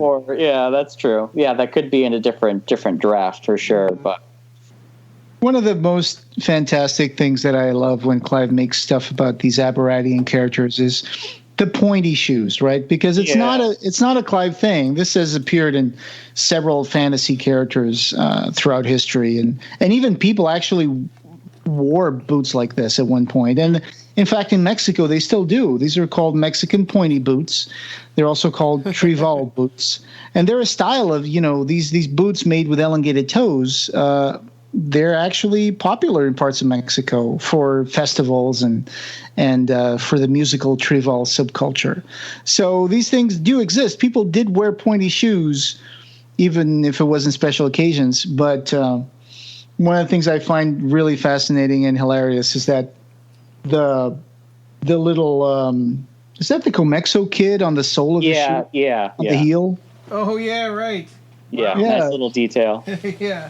You must have bought these shoes at Comexo City. Right, because they want to sell you everything. Yeah. But so he gets so angry that he has a heart attack and keels over. And I guess that was in Abarat 2, not 3, right? It was the end of Abarat 2. But death in Clive Barker's work is never a constant, right? It's always it's a state of being. Yeah.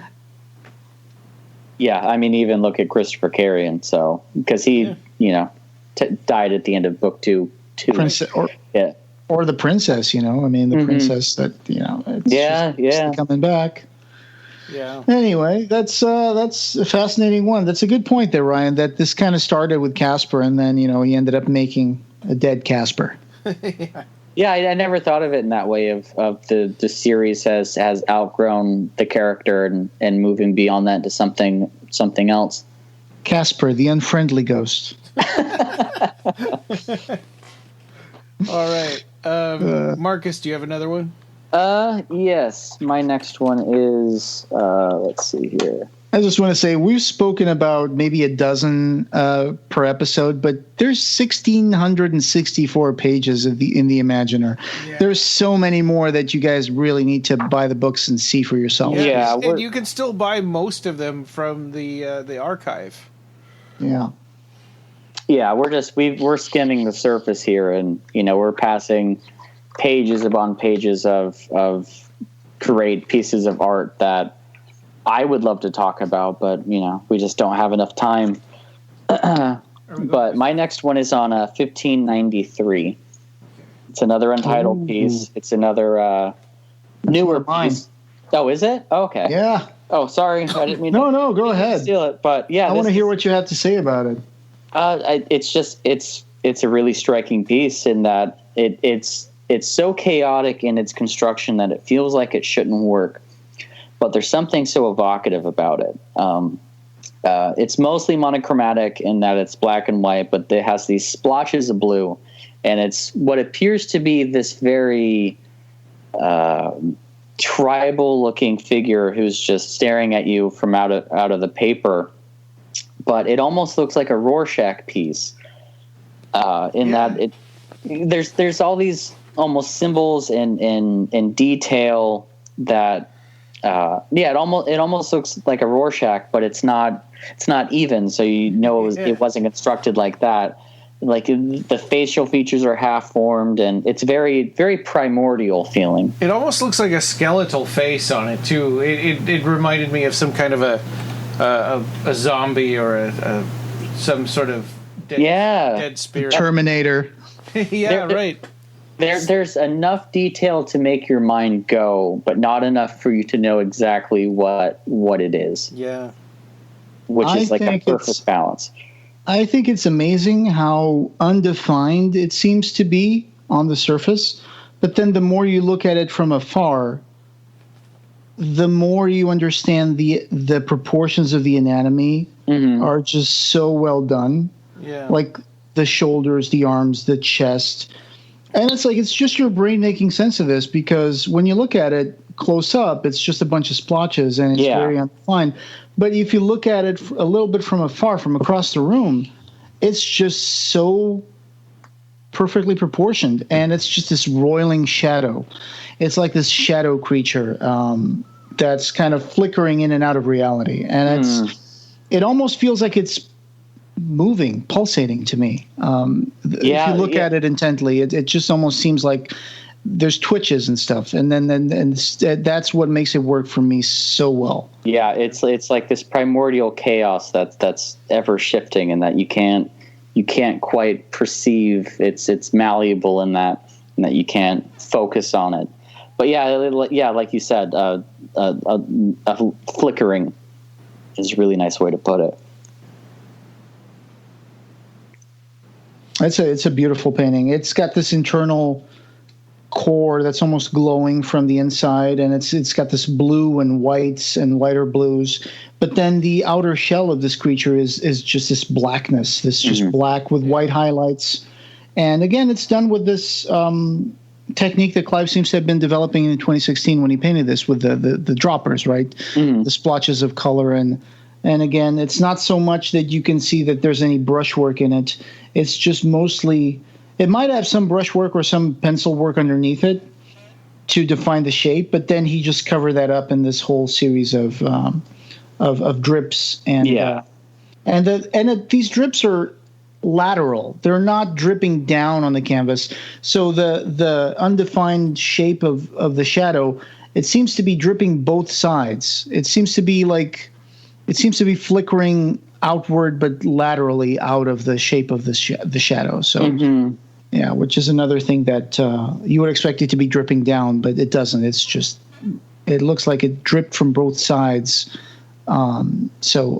A fascinating one. Again, an untitled. I wish this would have a title, but without the title, you just race to try to make sense of it more. So I guess that's why he leaves so many of these untitled. Yeah. And it looks like paper, right? This is not canvas. Yeah, this is on paper.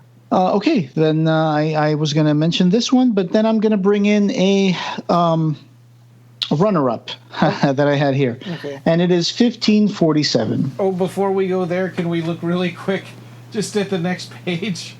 Sure. Farini Cheesemaker.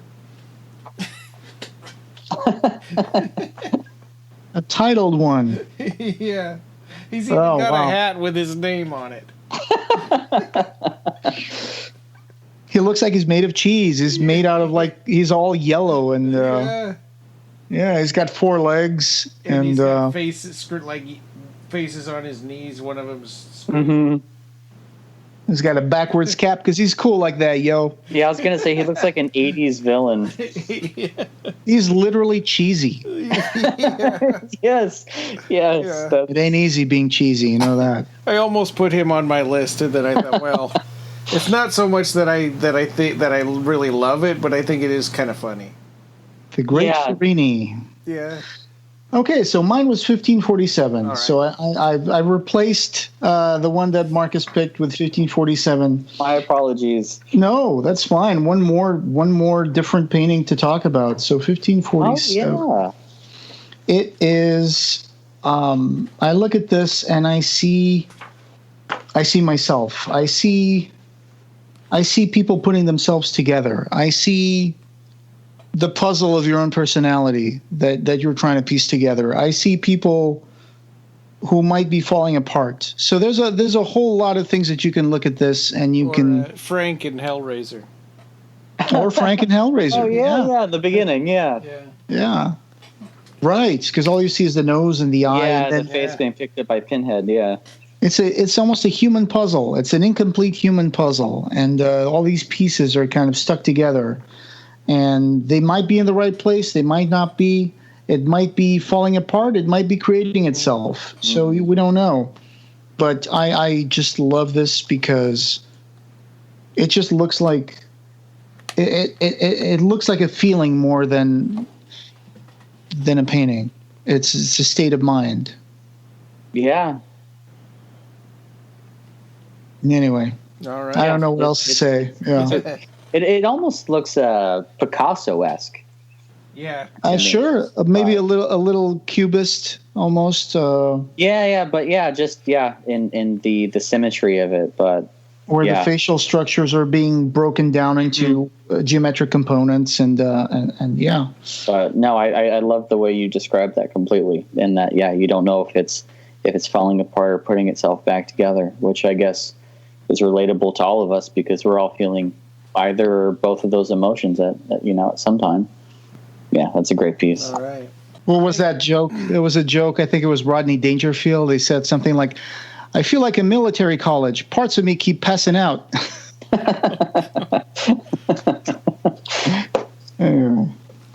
All right, Ryan, what's your next piece? On 1569, King Klaus. Yes. I picked that one too. Wow. It's such a it's such a sort of a quintessential Clive Barker archetype, right? This sort of short bearded character, and he's even got a multicolored jacket, which is something you see that recurs with like Shadwell's jacket. Yeah, with like these spotted pants and. Yeah, and he's the king of day, right? So I guess that's why he's so brightly colored. Yeah, with the flowers painted on his jacket and stuff. If he had an eye patch, he would be Anthony Hopkins as Odin in the Marvel movies, just standing on the edge of the cliff, right? Yeah, that's the thing. It's like he looks wizardly. He looks king-like. He also looks painterly, like he could be an artist. Yeah. With his smudgy pants and his drawn-on jacket, which we know Clive has a penchant for having pieces of clothing like that sometimes. The old pants he used to wear. Right. Yeah, with the patches. Very similar with patches and the different designs and stuff. This was a cover for one of the Memory Prophecy fantasy books, right? Or there was like a drawing that's similar to it. I think so. Gosh, yes. Yeah, you're right. I don't know if it was this piece or if it's a piece that looks like it that's just a drawing that maybe was a concept for it.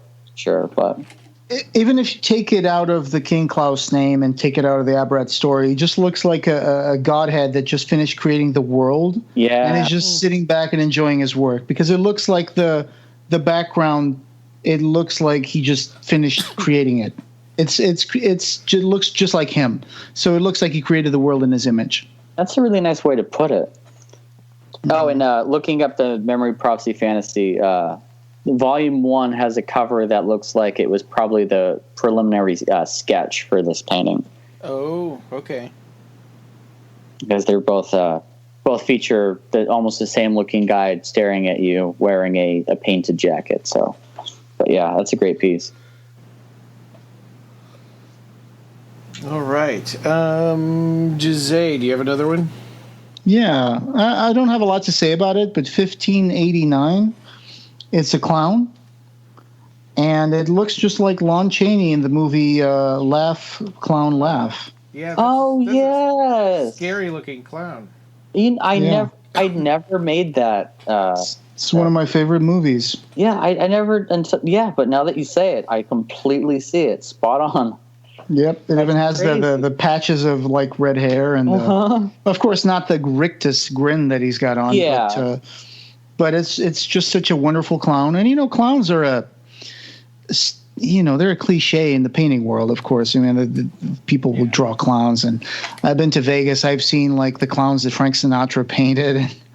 And, there's clowns in the Commedia dell'arte kind of thing that Clive drew a lot of clowns, and Punchinello and, Columbine and Harlequin. Remember in the 80s when people had those sad clowns on velvet? Yeah. Oh, this reminds me. I've been to this pizza place recently here close to my house that had a glorious-looking Elvis velvet painting. Oh, God. Oh, jeez. You don't see a lot of those anymore. No. Weird Al has a song about Velvet Elvis. Yeah. I was just talking about UHF the other day with Sarah. We were talking about the movie. But this clown, it's just it just embodies the whole idea of why some people are afraid of clowns. He doesn't seem like he's like too scary. It doesn't seem like his mouth is being done up in a rictus on anger or anything. It just looks like that's just how he looks. Yeah, it looks like he's trying to force a smile, though. Yeah. It's not a real smile that's like, hey, look how happy I am. Have you guys ever seen a movie called The Man Who Laughs? Yeah, that was the inspiration for the Joker. Yes. So it looks like more of a tragic character that's just stuck with his mouth and his smile. That's probably the condition, of the character, and he's like, well, if I got a smile, I'll be a clown, you know. Yeah. Yeah, and this looks like a piece that is probably just done in a few hours in a night. There's not much detail. There's honestly not much paint. It might have even just been one that Clive had leftover paint, so he just said just started kind of doing it because. The green stripes of the clown costume are barely even present, as so is the red outline of the clown. And right. But nevertheless, when you're trying to draw with a marker that's getting out of paint. Yeah, but nevertheless, like it's a really striking, really cool piece. And it's a little off center, so it gives this kind of negative space on the right side of the painting in the top. Mm-hmm. And then he's not sneaking on the side there. He's not kind of like leaning in. He's just standing there, but the painting is off center. And I'm just wondering if there's any intention behind that, because behind him is nothing but blackness. Yeah, so. Maybe like a child or something that doesn't really want to be photographed, so they're kind of skirting out of the frame of the picture. Now I see his little pointy shoes going like. Zips up, zips up, zips up. Trying to do the hammer dance, like, slowly slithering out of the canvas. So he can haunt your dreams. Oh, no. Yeah. Then you come home and the painting is nothing but black. And where's the clown? Yeah, the black with a little white space cut out where he is, yeah. Marvel me. Give me another one. 1617. Oh, we're really going to the end here. 1617. Yeah. Oh, yes. And the reason I picked this one, is because there was a time when you could buy prints of a bunch of these types of characters with weird hats from Abarat. Yeah, that was. But they were like all black and white sketches. They weren't in color like this. Mm-hmm. From Luna 7. Yeah, that's what I was going to say. Yeah. And there's a crab here. There's a crab in this picture. Admit it. You like it because there's a crab in here, right? Yes. It's called Newest Style, and it's that wonderful painting of a guy with diving goggles, earplugs, and then it's not so much a hat, but it's more like a collar that's an aquarium, and it's full of fish and he's got crabs. A snorkel to breathe out of. Yeah. It's a very stylish snorkel, and it looks a little loopy. Very loopy, yeah. Did you imagine how heavy that would be on your neck to have that? Oh, of course, yeah. Aren't these the people who live in that island in the Abarat that they have the house hats and all that stuff? Yeah. Oh, that's a certain street, isn't it? Yeah, Mariposa Street. Yeah. Yes. See, people, I remember things from books that you don't. I just can't remember the name of the old lady from Thief of Always. It's Mrs. Something. God damn it! I'm going to look it up. That should be the If this wasn't an Imaginer 8 episode, I would say that should be the title of the episode. Yeah, right. Mrs. Something or other. There's a snail crawling inside the aquarium wall. You can see him on the right side of the wall. Yeah, and there's going on the snorkel. Yeah, there's a little shrimp by his ear, and there's always a bigger fish. Yes. It's pretty fun. That piece is so indicative of Clive and Clive's humor. Newest Style, aka German man with aquarium hat. Yeah. That's the actual other title that's written right there. Yeah. Which is a far more specific title. What's next, Marcus? Oh, so you weren't able to find that lady's name? I am looking it up right now. Keep talking, and I'll be sure to interrupt you guys. Okay. All right. My next piece is on 1619. It is one of Mrs. Griffith. That's the name of it. Okay. Mrs. Griffith. See, we got it. With Blue Cat and Clue Cat and Stew Cat. I'm sorry, Marcus. Go on. Oh, no, you're totally fine. But it's one of the only pieces I chose that isn't untitled. It's called Nightlife. What was the page again? 1657? 1619. Oh, there we go. Yeah. It's oil on canvas, 36 by 36, done in the year 2000. It's like a hobo with an exploding demon bindle. Hobo. I didn't think of it like that, but You guys are killing me here. No, it's a piece that takes place. It's a night piece. It's a guy who is walking through some sort of shrubbery at night, and upon his back he has this lantern that is illuminating the light around it. Except for the lantern is a screaming, demonic-looking face. Yeah. From the eyes and the mouth are coming out beams of light. But it's a piece that really reminds me of like the uncanny and just more like Gothic literature like that of, going into a dark wood and stumbling upon things that you weren't aware of being there, and the illumination of darkness into your perception. And, the character itself is kind of in silhouette, doesn't have features. You can't see his eyes open or anything. You can barely make out the face. Yeah. It's out of focus almost. Yeah. That's a brilliant way to put it. And, and the only illumination that you're getting is from this lantern he's carrying on his shoulder, which is illuminating his way, and perhaps even keeping him from the dark things that lurk out there in the forest that he's walking through.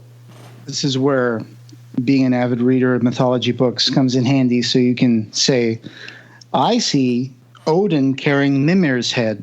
Mimir was that figure that talked to Odin and helped him get wisdom in exchange for one eye. And then he gets beheaded during the Aesir-Vanir War. And then Odin takes his head and places it in a well or something. So okay. I look at this and I see Odin carrying Mimir's head. Okay. Because it's a source of knowledge and wisdom so light. Mm-hmm. And Odin but again, this was is a jerk in the mythology. Oh, yeah. I'm sure. But, they were all jerks. Yeah. Just like real people. But this is just a piece that I feel like you can take it any which way, in that, you could think of it of somebody who more in the Dante aspect, or more in a emotional aspect, or perhaps this character is just lost in thoughts or lost in life, unsure of where to go, and he feels like he's lost in a dark wood. In that regards, you can go more like the Freudian uncanny of getting into the psychology of it. You can get into the mythology of it. There's a lot of ways that you could approach it, and that's why I really like it, is because it's a really evocative piece, and it's something that there's these primal symbols and these primal ideas infused in it that can relate in a lot of different ways. Well, he's clearly lost because he's illuminating the path behind him, not the path in front of him, right? Yeah. I know what you're saying. I'm just, being... Yeah. I'm sticking to hobo with exploding beam and mental. That should have been the title. Halloween pumpkin gone wrong. Yeah. You can bring so many different concepts and abstract meanings to this. It's really beautiful. And he's just walking through this, I would say, almost chest high grass. He's really lost somewhere. He's really in the depths of you could call it the depths of the subconscious mind, right? Yeah. And that's what I mean, is like there's so many ways that you could approach this piece. Before I bring up my next one, which is the one before last, I have to bring up that the page 1607 is the cover for Being Music CD. Yeah. That they do mention it in the introduction. Mm-hmm. So that was the cover for that, which is, I think you can still find this somewhere on eBay. Yeah, you can. Has at least one track by Diamanda Galas, who contributed for the soundtrack of Lord of Illusions, right? Yep. So I'm going to bring up 1633, which is also the print that comes with the volume. Oh yes, this was actually on my list, and I nixed it just because I didn't want to have too long of a list. So I'm glad you brought it up. It looks more detailed than it really is. And I don't know how Clive Barker achieved that, but it just looks so detailed. And then once you look closely to it, it's very loose. It's got more color complexity than actual detail. And I think it's this wizard-like figure, right? I mean, I don't know how to describe it. We keep bringing shamans and wizards into this. Yeah. And for some reason, Clive doesn't seem to have.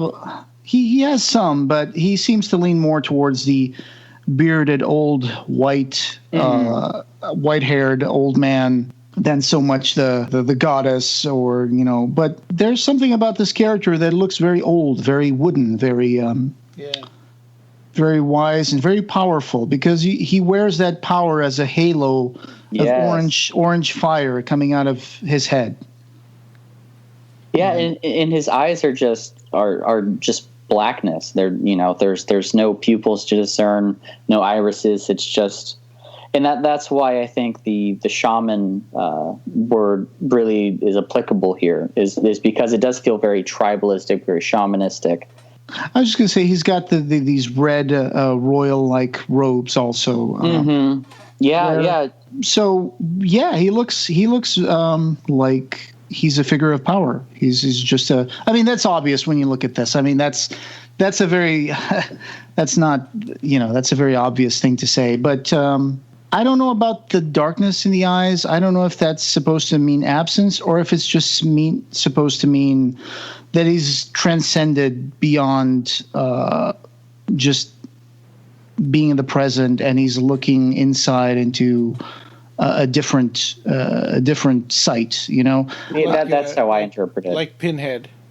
Yeah. I mean, the black eyes doesn't necessarily mean that there's nothing inside, that there's nobody inside the house. It could mean that there's no mind, he's at peace and he's looking within and it's almost like a cosmic kind of look in his eyes. Mm-hmm. Yeah. The spirit has transcended the flesh into a higher realm in that it doesn't need that vessel anymore. Maybe the glow that was supposed to be in the eyes is the glow that we see around the head, right? Mm-hmm. So the body is just a vessel, and now we're seeing this power occupy the vessel, and he's transcended beyond the physical, and then we see this halo of orange and yellow fire around his head, where his eyes are dark. So maybe it's just the glow that's supposed to be there is so powerful that it's already transcended the body.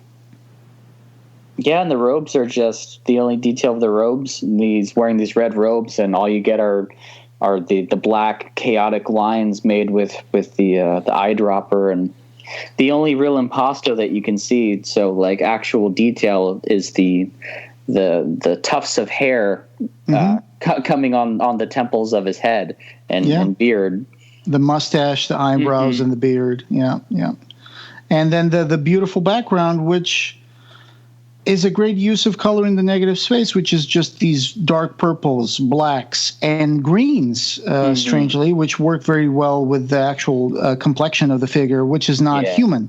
It's not skin like regular skin. It's this bluish, purplish, greenish kind of skin, again, which indicates this alien origin. But at the same time, he's just like a wizard. He's a figure of power, and he's just fascinating to look at. And like I said, I don't know if it's the complexity of the color, but it looks more detailed than it really is when you look at it the first time. And then you look at it closer, and it's like, that's interesting. I think I was like putting more there than it really is. And that's a wonderful illusion, I think. Yeah.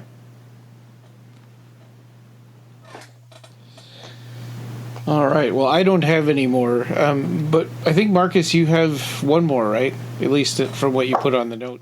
Yeah, I do have one more. Jose, do you have one more before we get to my last one, by chance? Yeah. You're going to pick Boner, aren't you? It's Boner. 1635 Boner. No, okay. Go ahead. Say what's yours. Mine's actually the last painting, so we can save that for last. Okay. Okay, well, I got 1637, Untitled. It looks like a sitting demon. Oh, yes. This was another one that I was gonna pick. It's a very undefined shape, and it looks like almost like a study, but at the same time, it looks like a completed painting. It is a man with these spines coming out that look like the remnants of wings.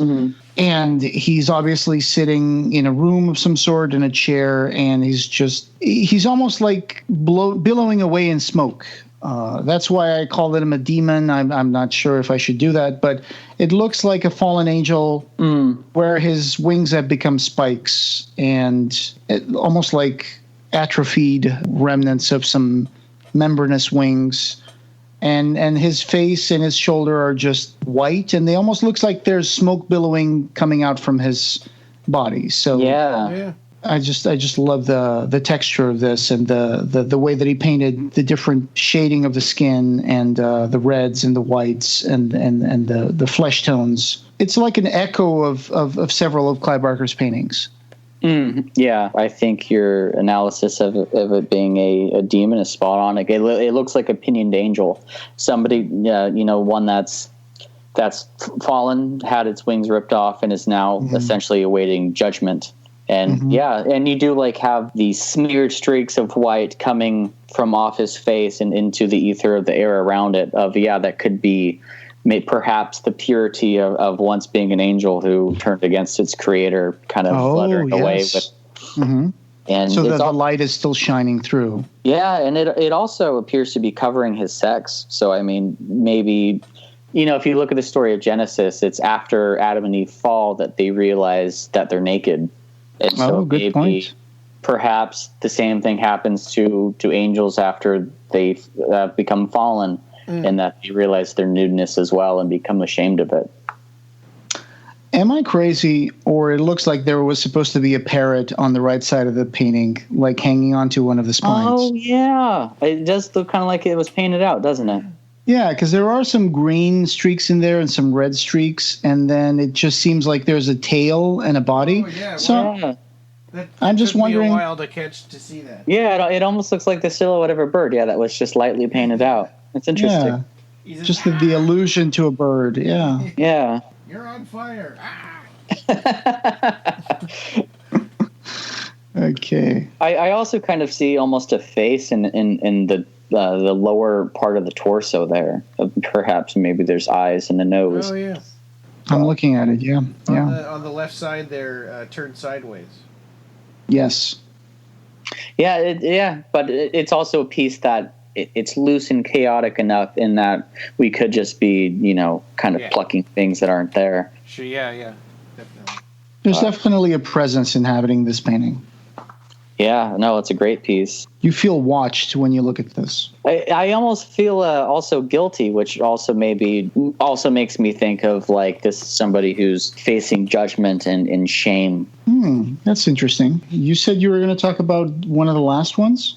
Yeah, my last painting is the last painting that's featured in the book. It's on 1657. It's called Scoured. In my opinion, I have a biased opinion though, but I think that Phil and Sarah saved the best painting for last. And you just so happen to have this one on your wall, don't you? I just so happen to have this painting, yes. It is the only painting of Clive's, only oil on canvas painting I own of Clive's.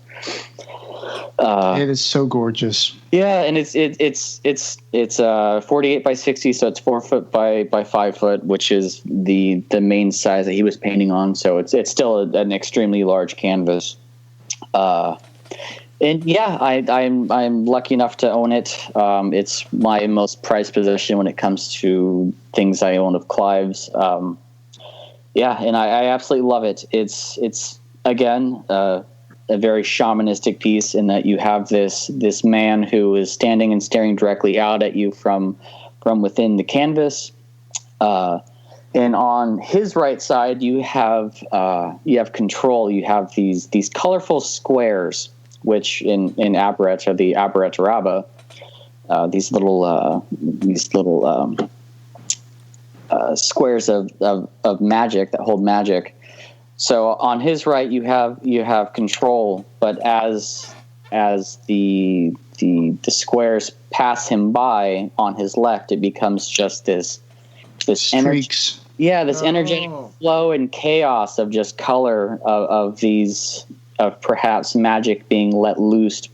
He's also holding a staff, so on the left on the left right hand side of his left from the staff. Yeah, you just have this flow of alchemic color and just it has this really vibrant energy. And if you even look around, the man himself, he has these streaks of color. So he has this energy that is literally emanating off of him and above his head. And it's a really, I like it because it has that power, that dynamic of chaos and control. Yeah. He's taking the ordered squares and turning them into this chaos flow of color.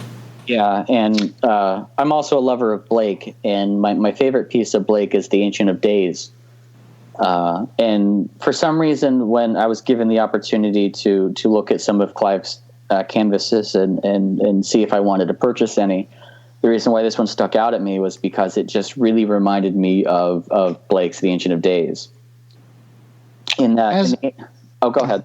No, please continue. I was just going to say, in The Ancient of Days, you have if you don't look at the actual written mythology, if you look at the piece on its own as a piece of art, it looks more of a creator character with a compass who from out of that it seems to be creating, even though it's years in, and that's a whole other thing. But it just it reminded me of that piece, and it was very evocative in that regard, and yeah. Going to what you were saying, as a creator, I look at this figure and I see what he's doing is what a painter does. He's mixing the colors, because the squares are each of them a single color, just like the colors on a palette before you dip the brush in. Yeah. And then once you dip the brush, you start mixing the colors, and that's when you create the world in the canvas. And to me, that's what I see. I see the staff might as well be a brush, and it's just a symbol of his power, and he's driving a path. When you think about someone with a staff, you think about someone who's walking, right? Who's like dipping it in the land as he walks. Each step he pokes it on the floor, and he makes a trail. And by mixing the colors, like you said, a creator. He's a painter. He's a painter. He's a painter of magic. And he is grabbing all these his presence is turning these squares of color, these individual squares, and he's mixing the colors, and he's creating something new. So it's such a beautiful, symbolic painting that closes Imaginer in such a wonderful way, almost as a representation of all the work that we've just seen in the previous 1,600 and whatever pages.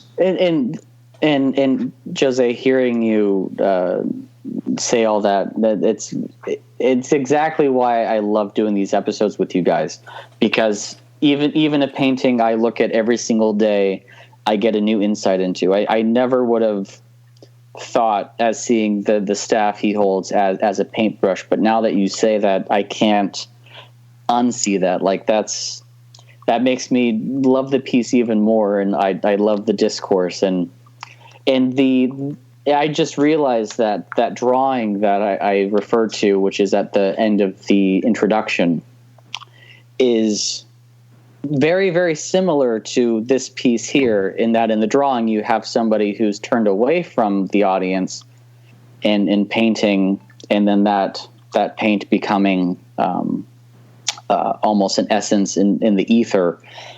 This is more the forward of that, but it's a beautiful closing of not only this chapter, but as the series as a whole. And I'm going to be very, very sad that we can't do this anymore. Yeah. Well, I'm so glad that you own this painting, because it definitely went to a good home. Oh, thank you.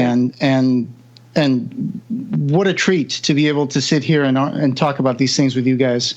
Yeah. And I hope you continue to collect a lot of these paintings, that they bring you pleasure. And it's one of the things I had written here in my notes. I had handwritten notes for this episode, is that people look at Imaginer. We're talking about the end of Imaginer, and as if this is like the end of Clive Barker's paintings. And I'm pretty sure the funny thing about Imaginer and being the last episode is that I'm pretty sure there's a lot of new paintings since Imaginer 8 came out. Oh, yes. Maybe not as sophisticated, maybe not as gigantic as some of these are, but I'm pretty sure Clive Barker is still going to continue to draw and paint and create maybe in a smaller scale. So Imaginer 8 is already outdated. I mean, I'm sure there might be something else. I hope there is something else in the future with more art from Clive, because I don't know if the whole 8 volumes of the Imaginer, I'm sure they're not the entire collection of paintings that Clive Barker has ever done. There's like I've said before, I mean, the Imaginer series might be just the large works on canvas, but his smaller mixed media works, which they began to incorporate, are just as important and just as beautiful, and I think also should be archived in this way and be able to be seen by his audience. Yeah, so, absolutely. So maybe we will in the future, hopefully, maybe we could see something else, like an addendum to the Imaginer, or maybe its own book with its own name. Yeah, I'm sure there's enough to warrant its own series in and of itself. So I mean, Phil and Sarah, if you're listening, like, this is something that definitely I think people will be interested in purchasing as well. Yeah, give us more. Yeah. 8 more books. 8 more books. 8 more books. I know. Yeah. And then the afterword is a poem that I've posted on my wall before, and I did again today as I was finishing up, in preparation for this. Life is short and pleasures few, and hold the ship and drown the crew. But oh, how very blue the sea is. That's right. The wonderful sea of imagination that's bottomless. It's limitless, and you can just keep fishing out those ideas out of it, forever. It doesn't stop. Coming up, we will be continuing our commentaries on E is for Escape. We're going to go into Halloween 3, and then later on, F is for Flesh. We'll be talking about H.R. Giger movies. And we'll also be talking about Abarat 3 Absolute Midnight. And that's kind of what we've got planned coming up soon. Maybe more news episodes as news comes out. Mm-hmm. Happy Halloween, Silver Shamrock. I'm looking forward to that. So once again, guys, thanks for joining us for this episode for the Volume 8 of Imaginer. And thanks, Marcus, for being such a good sport and pal and spending time with us here and talking about, your view of Clive Barker's art and your collection and your interpretation of why so many of us love this art. So stay tuned for more stuff, and don't forget to drop us a comment and say what's your favorite painting in Imaginer 8. Drop us a line, give us a comment on Facebook. An original art piece that we've talked about in any of these series, take a picture with it and send, we'll put it up. And thank you guys so much too for allowing me to be on here and it's been great. Been an absolute blast, and thank you everyone for listening. That means so much. It's been awesome. And this podcast, having no beginning, will have no end. You can find the show notes for this episode and join the discussion over at www.clivebarkercast.com. We've got an archive of past episodes, news, features, and reviews, along with all the ways you can connect with us. You can subscribe on every other place you can find podcasts. Share your thoughts with us and share our podcast with your friends. The Clive Barker Podcast, or BarkerCast, is an independent editorial podcast and news blog that's not affiliated with or under contract by Clive Barker or Seraphim Inc. This is a labor of love by the fans for the fans. Thanks for listening.